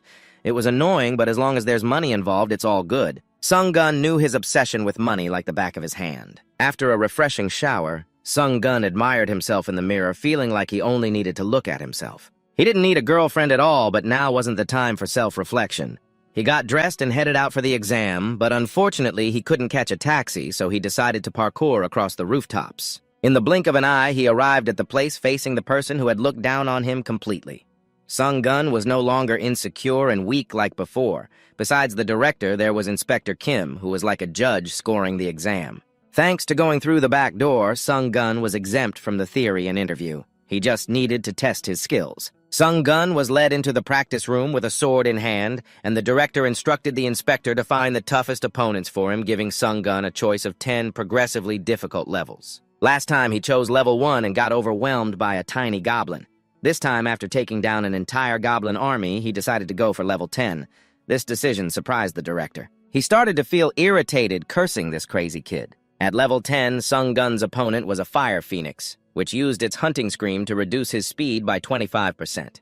Sungun's sword showed cracks the moment the phoenix let out its scream. All thanks to this friendly director, He was betting that Sung Gun would fail, but the sight of Sung Gun's determination annoyed him. However, Sung Gun was no longer the same person he was yesterday. With his comeback from the survival tower, he was ready to prove his strength right here. The director of the training center, Hwang Manhwa, also had a tough youth. He passed the hunter exam and thought he was the best, but in the world of hunters, talent is everything. He couldn't keep up with his peers, and that huge wall made Hwang Manhwa falter and stagnate when he met Han Sung Gun, who was in the same situation as him. But always tirelessly pursuing his passion, he found it irritating when the sword broke, wishing to see the protagonist give up the game. Sung Gun didn't think this weapon would break so easily. Unless someone intervened from above, Manho's smile gradually lost its humanity. He was confident that that lousy sword would lead to Sung Gun's failure. The Phoenix relentlessly attacked with massive lava waves. Sung Gun didn't hesitate to try out the new skin on level 4. He accelerated and jumped high to the ceiling. The Phoenix took a deep breath to unleash fire, but Sung Gun was faster, darting toward it. He used the broken sword now in 2 pieces to stab straight into the Phoenix's eye. It let out a painful roar, but the sword was too short to finish it off. Sung Gun took advantage of a floor tile and hurled it with all his might toward the Fire Phoenix using his weight and speed. The tile flew and smashed the Phoenix's head like tofu, stopping when it hit the wall between the 2 men above Hwang Manhwa. Sweating as he glanced at the tile just 5 centimeters from his head, Sung Gun had now become a sea-level hunter, allowing him to enter dungeons and sell items. In the office, Hwang Manhwa was angrily scolding the inspector, but the inspector had indeed manipulated the difficulty. He could only blame Sung Gun for being as strong as Saitama. Just then, Sung Gun walked in, pretending to inquire about the director's situation. He was annoyed, but still forced a smile to congratulate him, but Sung Gun knew his good intentions. He reminded Hwang Manhwa of the time he called him incompetent, while he himself was a sea-level hunter, meaning he was the real incompetent one. This hit a painful spot for Manhwa, making him furious. The director lunged at Sung Gun, cursing the brat, but Sung Gun easily dodged his punch. He retaliated with a punch to the stomach.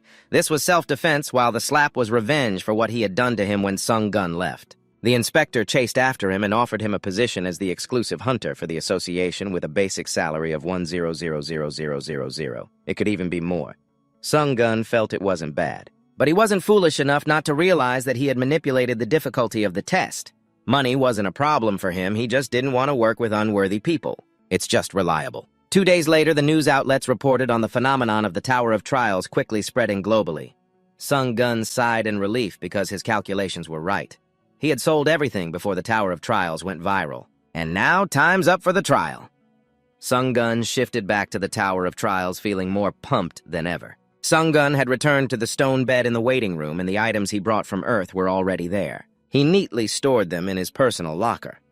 Sung Gun stretched before heading to the 5th floor, and the system notified him that he had acquired the skill, Eye of Truth. Suddenly, his eyes sparkled with a purple light. He could clearly see the essence of everything and distinguish right from wrong in words.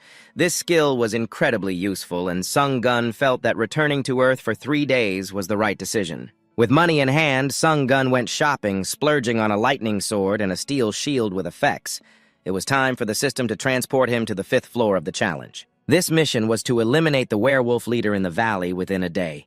The system sure knows how to pick a spot, landing him right in the middle of an aggressive pack of wolves. They immediately lunged to tear apart their prey, but they were actually the prey for Sung Gun. With his new gear, he easily knocked away the young wolves. The larger wolves appeared as their territory was invaded. They were 10 times stronger than the smaller ones, and even bit their own kind. Facing these cold-blooded beasts, Sung Gun's eyes sparkled with excitement because he didn't have to waste time searching. He charged into the midst of the fierce white wolves, using his sword to pierce through their bones decisively. After conquering the wolves, Sung Gun's sword skills increased significantly. He realized that his skills at lower levels weren't that great, so now it was time to level up. Gun leveled up like a god. As a habit, he absorbed their souls after finishing. The 10% lightning effect he gained couldn't be activated, so Sung Gun continued into the valley's center, but in front of him lay the corpses of frenzied wolves scattered everywhere. The brutal slashes had split their bodies in half, leaving marks on the rock. Now was the time to use the Eye of Truth. He could tell the slashes were made by someone with quite a skilled hand. Just then, the howl of a wolf stunned Sung Gun. He immediately accelerated towards the cave where the sound came from, and right away the massive wolf's corpse flew out at him. Covered in deep gashes, it was the wolf leader, the target of Sung Gun's mission, but it had been taken down before he arrived. At the same time, an invader from another dimension stepped out. Sung Gun's mission was to eliminate that intruder. The situation became increasingly unpredictable with more towers of trials in other dimensions. The invader clad in fancy armor taunted him, "Are you too scared to say anything? Looks like this is the end for you." This was indeed an unexpected incident. Sung Gun had never thought about his mission being stolen, but fortunately the trial hadn't failed yet. The intruder began to attack. Although the armor looked heavy, he moved quite nimbly. Sung Gun hadn't made a move yet. Instead, he kicked the wolf leader's corpse right in front of him. It blocked his view, and the intruder dashed behind Sung Gun, suddenly stabbing him in the back, but his sword couldn't penetrate the armor. His armor was as hard as steel, and at close range he easily launched an attack aimed at Sung Gun.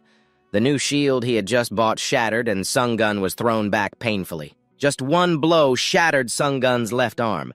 He gritted his teeth, trying to withstand the surprise attack from the intruder, but Sung Gun wasn't calm at all. He gasped and shouted, "How could you invade my space?" He mocked him. "You're such a rookie, you don't even know what level you're intruding." Sung Gun felt wronged. When everything went wrong in his Tower of Trials, the intruder decided to send Sung Gun off in the gentlest way possible before his last moments. Sung Gun waved his hands urgently, saying, "Wait, I want to know more about the space invasion." A new knowledge. The intruder thought, well, you're going to be pushing up daisies anyway. So he decided to enlighten Sung Gun about the space invasion ticket, which was only available on the 8th floor. Players could use the ticket to invade others' trials. The origin space was a dimension. The space he came from was completely different from Sung Gun's. To confirm, Sung Gun decided to use the Eye of Truth. Everything he said was accurate, but he could tell that Sung Gun was scrutinizing him. This made him furious, wanting to deal with him immediately.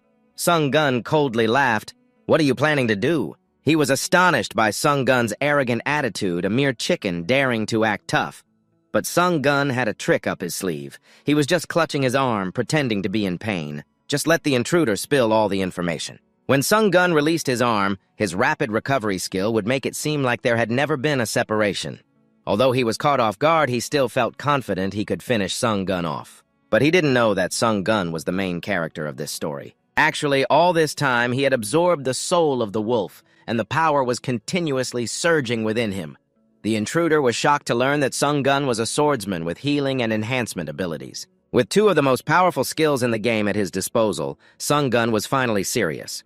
He accelerated himself and charged in, slashing at him repeatedly. The intruder, overwhelmed by a 5th-tier opponent, used a radiant skill on his sword to counter Sung Gun's previous attacks. The powerful blade shattered rocks and even split them in half. While Sung Gun could dodge the dangerous radiance to finish him off, he had to pierce through the intruder's fancy armor. That's why Sung Gun had been continuously building up his passive skill, and then activated the lightning, sending a jolt around him that caused the intruder to convulse in pain. Sung Gun felt triumphant as his lightning pierced through the intruder's armor. The intruder fell to the ground without resistance, confused as to why a 5th tier like Sung Gun had such power. Sung Gun could only say it was because the intruder had been too overconfident in his gear and level. Now was the time to finish this. The intruder, frightened, pleaded with Sung Gun, "I'll answer any questions you have." Sung Gun coldly replied, "No need," and then his sword decisively pierced the intruder's throat. The last words he uttered were directed at Sung Gun, "You savage bastard." Sung Gun also felt a sense of fear within himself. As he continued to kill without hesitation, he knew this was something he had to do. The trial ended, and the intruder's body began to disintegrate. Sung Gun hurried to absorb it before it completely vanished. Due to the intrusion, the rewards had changed. Sung Gun received a skill upgrade to level 3 and a hefty bonus. After that, he returned to the familiar waiting room. He sat in deep thought about other dimensions now, with something else to be cautious about. To understand better, Sung Gun decided to ask the admin about the intruder levels. A response came quickly. The intruder level was only for players at level 8 and could only intrude on the first 10 levels, but could not interfere with special challenges. Sung Gun wanted to ask more, but only the first question was answered. He sighed in relief that he didn't waste a question. Now it was time to fix his gear. He had brought the magic box from Kroken. From Earth to Sung Gun's shield, it was repaired like new. The lifeless item he carried was a cleansing stone, but it made him feel high after smashing it. Using it to bathe was indeed a good idea. There was still over an hour until he entered level 6. Sung Gun took the time to check the rankings. After defeating the level 8 intruder, he had climbed to 3rd place. At this moment, the community was debating the purchase of skills to resist negative effects. The current quality board was extremely chaotic. After the level 4 mission killing had become more familiar. The level 4 disruptor was the princess who had been kicked out. Although he had changed his name, he was still being hunted down. Just a nameless guy, but he had created a wave of competition among players. Sung-gun decided to remember this name to avoid him. Before he manipulated all the players to eliminate him, the time had come for Level 6 to open with the mission to capture a station within 50 minutes with his teammates. In front of Sung-gun was an endless ocean with countless stations floating on the surface. The system had assigned teammates, but Sung-gun was still alone. While he was in a daze, a spear fell from the sky right above his head. Sung-gun quickly grabbed it easily. The spear thrower was his foolish teammate. He was astonished that Sung-gun could still handle the ambush. Sung-gun was surprised by this unusual greeting. But this isn't just a greeting. He looked at you with a gaze full of hatred. Right now, on the community board, rumors are spreading that killing is the easiest way to earn rewards. Around you, the scenes of teammates slaughtering each other is horrifying. An inhumane sight with screams echoing in your ears while your teammate bursts into laughter. Now, do you understand, you hypocrite? Amidst the chaos around, these two girls shook hands like true teammates, but the reality is far from it. The short-haired girl quickly stabbed her teammate, and upon taking him down, she received a special skill called Stealth Kill. This caught Sung-gun's attention. While he was lost in thought, a teammate charged in wanting to ambush him. Sung-gun didn't want to kill without reason, but he ended up sacrificing his own life. So he picked up this task, which allowed Sung-gun to achieve a new accomplishment. Still, he didn't want to resort to mindless slaughter. His mission was to capture the point, and he just needed to do that. Over here. A water mage was conjuring a sturdy magical shield, and he was smug about his water magic and the vast ocean. He thought he was invincible. But that could only happen if he didn't encounter Sung-gun, who was now charging towards his stronghold. Sung-gun kicked the mage's magical shield. He laughed even louder, extremely confident in his bulletproof shield, but a second later that cheerful smile was replaced by a mouthful of blood. The shield could withstand bullets, but Sung-gun was the one who kicked him out. Sung-gun felt he might have gone a bit overboard, but this display frightened those around him. They scattered, not daring to fight Sung-gun. Now he just needed to guard the point for the last 10 minutes, and he learned a lesson about compassion on this 6th floor. Even if they are teammates, they can turn on you at any moment. While pondering this philosophy, a group of 4 boldly barged in. They combined 2 teams to gain an advantage over the others, and now their target was Sung-gun's stronghold. The first 2 rushed in. The black-haired mage behind activated a heart, synchronizing the skill to share Kim Ji-hyun's pain with Sung-gun as he stabbed him in the arm. He felt the pain radiating from his arm while the fat guy splashed seawater at Sung-gun, but the seawater challenge would reduce his stats. The situation seemed to be worsening for Sung-gun, but that only happened when he was a supporting character. Sung-gun dodged the large sword of the blonde guy, then grabbed his head and slammed him down to the ground, a move that stunned the other 3. Sung-gun received an achievement for a kill, along with the skill Contempt for the Weak, meaning those with lower stats couldn't do anything against him. For example, when this skill was used on the fat guy with the shield whose stats were far inferior to Sung-gun's, he ended up receiving a knee straight to the face followed by a kick from above. This brutal slaughter made the other 2 shudder as Sung-gun approached.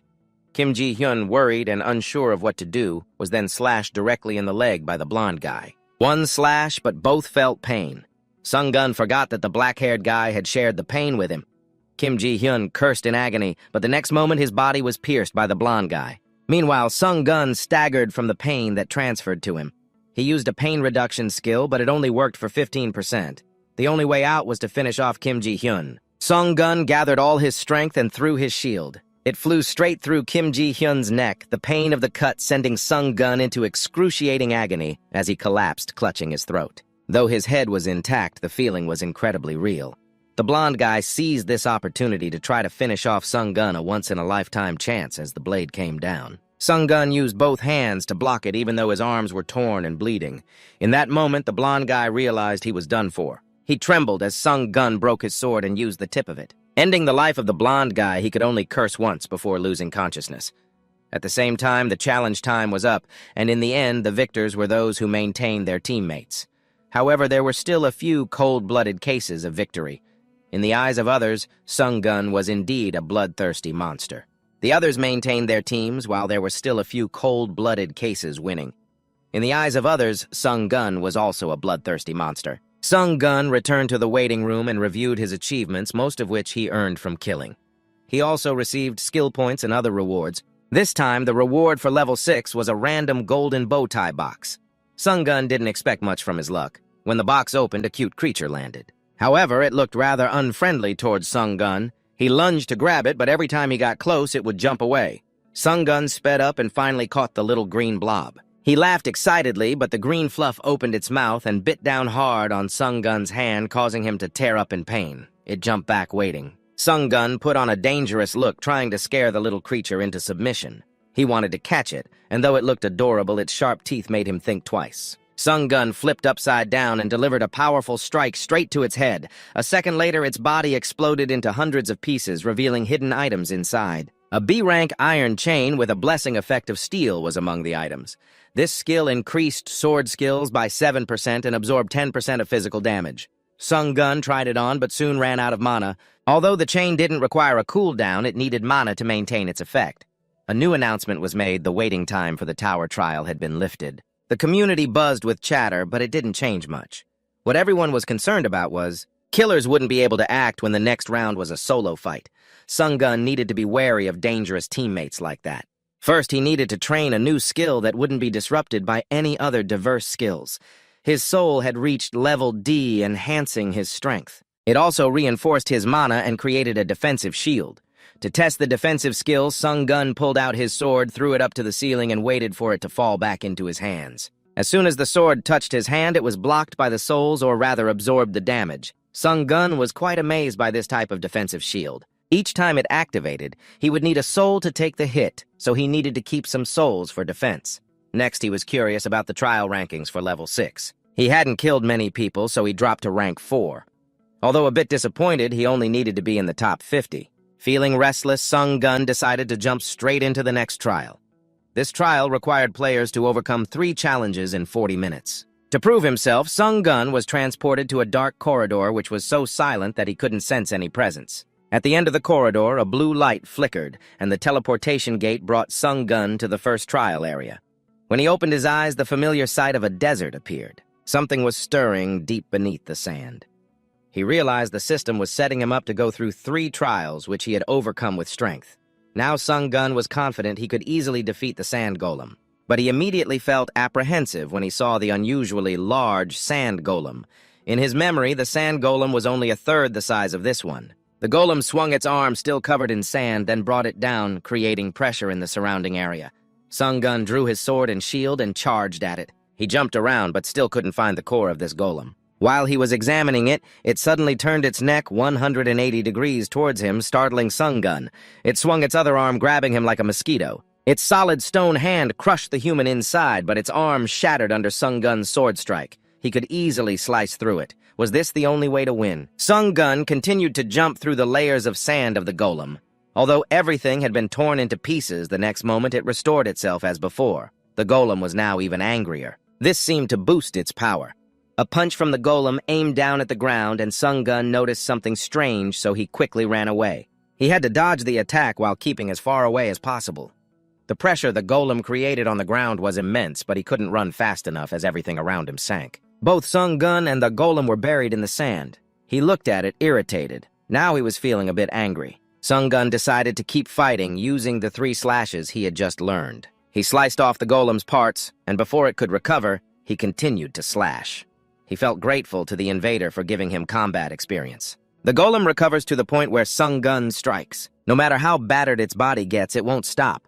After 10 minutes, he was sweating in his outfit while fighting in the scorching desert. Who wouldn't be sweating? But he noticed that the little bear had become cuter over time. The little bear blushed, surprised that it was being called cute. The amount of sand that made up its body was considered a resource, but it couldn't take any from the sand around it. That's why the little bear looked at Sung Gun with a sly expression, asking, "Hey, golem, want to lose some weight with me?" So the 2 of them started to diligently exercise. Sung Gun, passionate about his job, helped the golem lose 10 pounds in just a few minutes, revealing its core behind its back. But as the golem slimmed down, it also moved faster, easily attacking Sung Gun at close range. With only 40 minutes for the trial, Sung Gun couldn't keep playing cat and mouse here forever. He directly destroyed the core behind the golem, marking the end of the first trial. He proved himself by overcoming his fear. As soon as he defeated the golem, the system's portal opened again, and Sung Gun hurriedly extracted the golem's soul. But it was too late. Sung Gun cursed the system for not letting him absorb anything, and he was taken to the second trial in the village of Off, which was the story after he defeated the village chief. The hunters returned to a scene of devastation, filled with rage as they saw the village chief's body before them. They howled in fury and charged at the culprit Sung Gun. He didn't hesitate either, and rushed to confront them. All were eliminated except for the leader of the hunters. Sung Gun looked at the grieving leader and said, "It hurts, doesn't it, watching your family die like this?" The leader was even more enraged, gathering all its strength to strike at Sung Gun, but before the punch could land, the leader's head was severed and Sung Gun immediately extracted the souls. Just before the system dragged him away. Luckily this time he managed to absorb a bit of the hunter's soul. The scene changed and he returned to the ocean of the 6th floor. He thought the system would let him retry in order starting from 1, 2, 3, just like the previous 2 times on the 1st and 2nd floors. But reflecting on it, the tower had him fighting the hunters, while the challenge was called Wisdom, and he began to doubt the logic of this tower. First, Sung Gun needed to recover some health after the fierce battle, but there was nothing in his inventory. Looking around, he was all alone, thinking the tower was a bit polluted. It should be fine, right? Just then, the water level behind Sung Gun suddenly rose and all the stones on the water's surface flew up. He thought to himself, I just threw a tiny bottle and now the ocean is going wild. Wild to this extent. Sung Gun immediately ran to find the red brick he had acquired on the 6th floor. Of course, he couldn't touch the seawater if he didn't want to lose stats. Sung Gun moved faster. Confident he thought he would definitely win, but the stone beneath his feet unexpectedly flew up, soaking him completely. He swore that the tower truly had no logic at all. Even the stones were flying randomly. Gritting his teeth, he accelerated and dashed down onto the stones that were thrown up, spotting the checkpoint he needed to conquer in an instant.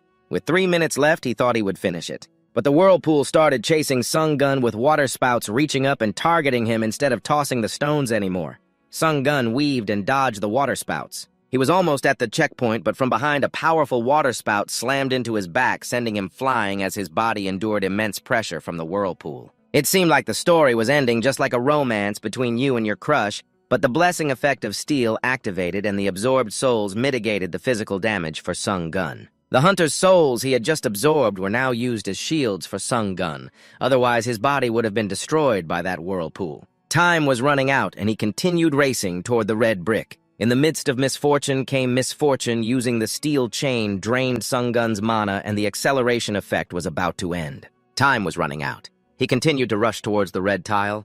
In misfortune, there was also misfortune. Using a steel chain drained Sung Gun's mana, and the instant acceleration effect was about to end. Sung Gun pulled out a soul of a hunter, absorbing a bit of power that had been restored. Just one more stone and he would reach the rescue point, but the tower seemed to enjoy teasing him. The stone flew up due to a massive water column acting like a wall in front of Sung Gun, while aggressive whirlpools were closing in behind him. At this point, he had no choice but to take a risk. He decided to dive through the water column to reach the rescue point, but the whirlpools chased after him, destroying the stone and sending Sung Gun flying high. The hunter's soul was also obliterated. Sung Gun flipped in the air. Then he fell freely onto the red tile. A loud noise echoed, bringing along defensive souls for Sung Gun. He lay flat amidst the rubble, and in front of him the whirlpools had stopped their pursuit. They weakened and turned into a stream of water pouring over Sung Gun. He silently cursed this ridiculous trial. In the end, he still had to deal with the water that annoyed him. Sung Gun returned to the waiting room for the trial, feeling like he had almost failed this time. He wondered what horrors awaited him on the 8th floor. Upon entering, a series of new functions were unlocked, but what he cared about most was the aura. The trial tower offered 3 auras along with a warning to be careful. Sung Gun skimmed through the descriptions of the aura system, recommending the jeweler aura for him. However, the hanger aura wasn't bad either. The last one was definitely the worst. Ignoring the last one, Sung Gun chose the jeweler aura, which allowed him to select one of 3 abilities: summoning souls, enhancing swordsmanship, and magic threefold. At the same time, he could create items and skills with the soul technique. Sung Gun decided to choose the soul summoner along with a unique power that combined skills. Sung Gun could combine 2 skills to create an incredibly powerful new skill. He decided to pick the 2 weakest skills that were not closely related to each other for the combination. The result left him in awe. Sung Gun had received a powerful D-rank skill. Although it had some limitations, the combination of 2 S-rank skills resulted in a D-rank. This surprised him, and the main character was excited to try again. However, his knowledge of archery and fire resistance only produced an E-rank skill according to Sung Gun's reasoning. It seemed that the more compatible the 2 skills were, the higher the level they produced. Exhausted, he lay back on the bed, never expecting that he would one day have his own aura. The feeling of standing above others was strange, making him reflect on life. Suddenly, he remembered there was another reward. Sung Gun jumped up to check the Elegant as the Wind A-rank skill, which increased speed by 10%. The movement effect stacked 7 times, but the cooldown time was 1 day. When stacked 7 times, Sung Gun would gain a 70% speed boost, moving even faster than the Flash. What he liked most was that it didn't cost mana like that necklace. As a speed enthusiast, the main character couldn't pass up these shiny suede-like speed shoes. Browsing through Shopee, he found only cheap and expensive skills, but Sung Gun still decided to buy the mana sensing skill simply because he had the money. Remembering the last time he struggled with Kim Ji-hyun using something that shared pain, he thought if he could sense mana, he could prepare for situations like that. As soon as he activated mana, sensing it was engraved into his body, he felt all the mana distributed and enhanced at once, making him feel like his whole body was on fire. After completing it, he felt like he was in a different position, a leap forward compared to himself 30 seconds ago. Sung Gun felt as light as a feather and lifted his leg to stomp hard on the floor. Under his feet, the ground shattered into pieces, not only buffing his mana, but also slightly increasing his stamina. After equipping all the skills, Sung Gun took a deep breath before making a decision. The 8th floor wouldn't be easy to deal with. He thought he would return to Earth to relax for a while. Somewhere on Earth, a young man holding an iPhone 14 Pro Max nervously bit his nails, worried about not being able to recruit any hunters. A square-headed fat guy approached, mocking him while demanding he hand over his entry pass. He had recruited all the hunters there. Isolating the young man because he was just an E-rank hunter, the boy trembled with anger at their contemptuous remarks. "Do you still have spots left?" A strange voice rang out, piquing everyone's curiosity. Sung Gun stepped forward, holding up his driver's license. A strange voice echoed, making everyone curious. Sung Gun stepped forward, holding up his driver's license. A C-rank hunter license was required to join the team. No need to say the E-rank hunter accepted immediately, while the fat guy grabbed Sung Gun's shoulder, confused. "Can't you see everyone has been waiting? Are you blind?" Sung Gun smirked, knowing everything except for one thing. He used his bloodthirsty gaze to warn the fat guy to let go of him immediately as his eyes turned red like blood. This made the fat guy instinctively pull back his hand. The underlings outside didn't understand why their boss was being overpowered by Sung Gun, but luckily he didn't lose face because of it. He coughed lightly and made an excuse to slip away. Before Sung Gun could question him again, Lee Jong-won was pulling his hair out, having just joined, and already Sung Gun had clashed with that fat guy. But Sung Gun didn't care. He just wanted to head straight into the dungeon. After all, with Lee Jong-won's reputation, no one else would join. Treo-won looked confused, pointing. "Am I looking at you, or are you looking at someone else?" A date with a monster, just the two of them. Lee Treo-won was already in the dungeon, feeling the atmosphere here was different from outside. Sung Gun wasn't as excited. He was confident he could handle a D-rank dungeon, while Treo-won realized it was his first time doing this. He immediately explained to Sung Gun that theoretically, higher-ranked hunters usually had a higher death rate than E-rank hunters, who should know their place and stay behind, while C-rank hunters were confident and victorious, and the outcome was what they had to face. Cheon-won was worried because their team didn't even have a healer, and Sung Gun's attitude was textbook. To ensure safety, Cheon-won would lead the team. Sung Gun wanted to take the lead but agreed anyway. After all, he had never been in a dungeon before, and he wanted to see how experienced hunters fought, to see how they handled things. Very quickly, the opportunity came when they encountered the Lizard Man. Jo-won rambled off a few lines he memorized from the textbook, then followed the plan to attract its attention. Sung Gun would take the chance to attack. That was the plan, but when it started, Jo-won just stood there, waving his stick from afar, leaving the Lizard Man confused. Sung-won thought he was good at talking and acting. But he had only been on Earth for 3 days, so he couldn't just stand there watching him dance with that lizard. So Sung Gun activated his acceleration and charged straight at it, easily finishing off the mutated lizard with 3 slashes. For now, he was temporarily distracted, and Sung Gun suggested leading the team. If they let Cho-gun dance, they wouldn't finish until tomorrow. Since Sung Gun led the team, every creature they encountered, he killed. If we let Cho-gun dance, we won't be done by tomorrow. Ever since Sung Gun led the team, every time he encounters a creature, he kills it. Cheon-gun witnessed what he felt was a massacre of lizards, no longer an exploration of the dungeon. Sung Gun dealt with it and pulled out the mana core of the lizard god. Habitually, he tossed the core into his already full backpack. While the two were busy discussing, a lizard suddenly lunged out from behind Sung Gun, who shook his head to clear away the dust. To his surprise, he managed to dodge its tongue.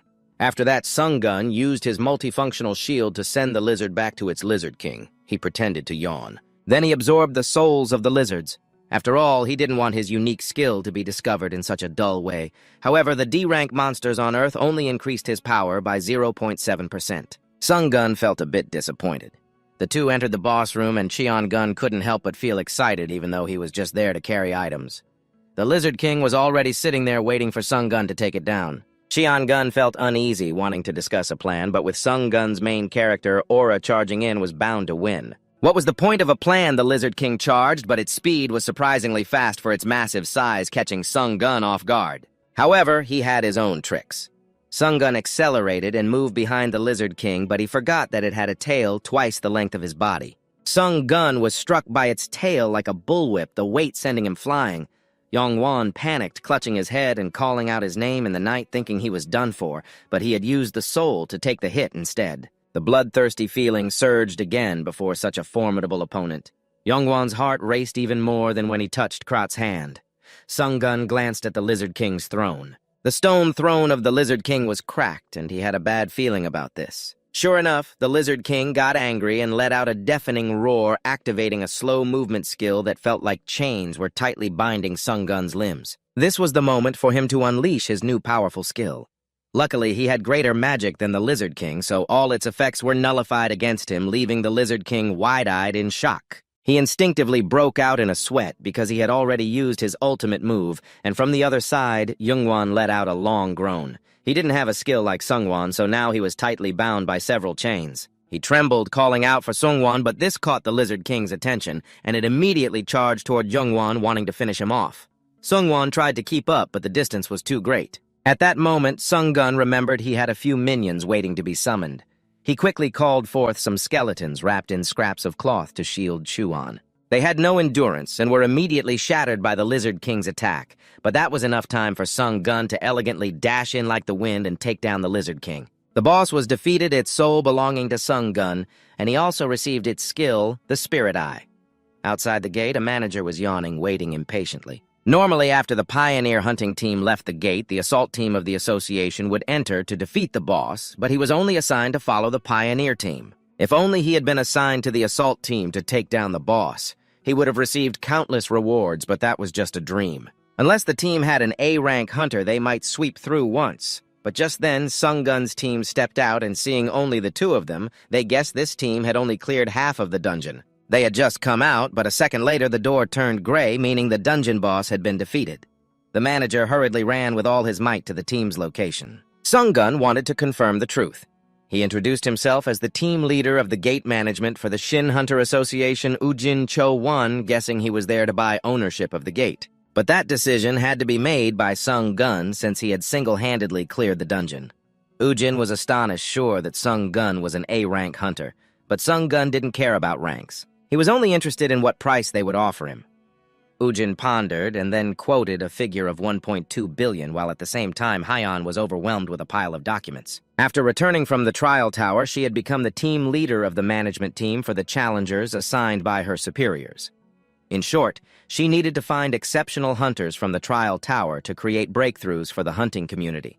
But it wasn't easy, as the people she found were all of varying difficulty levels in the tower.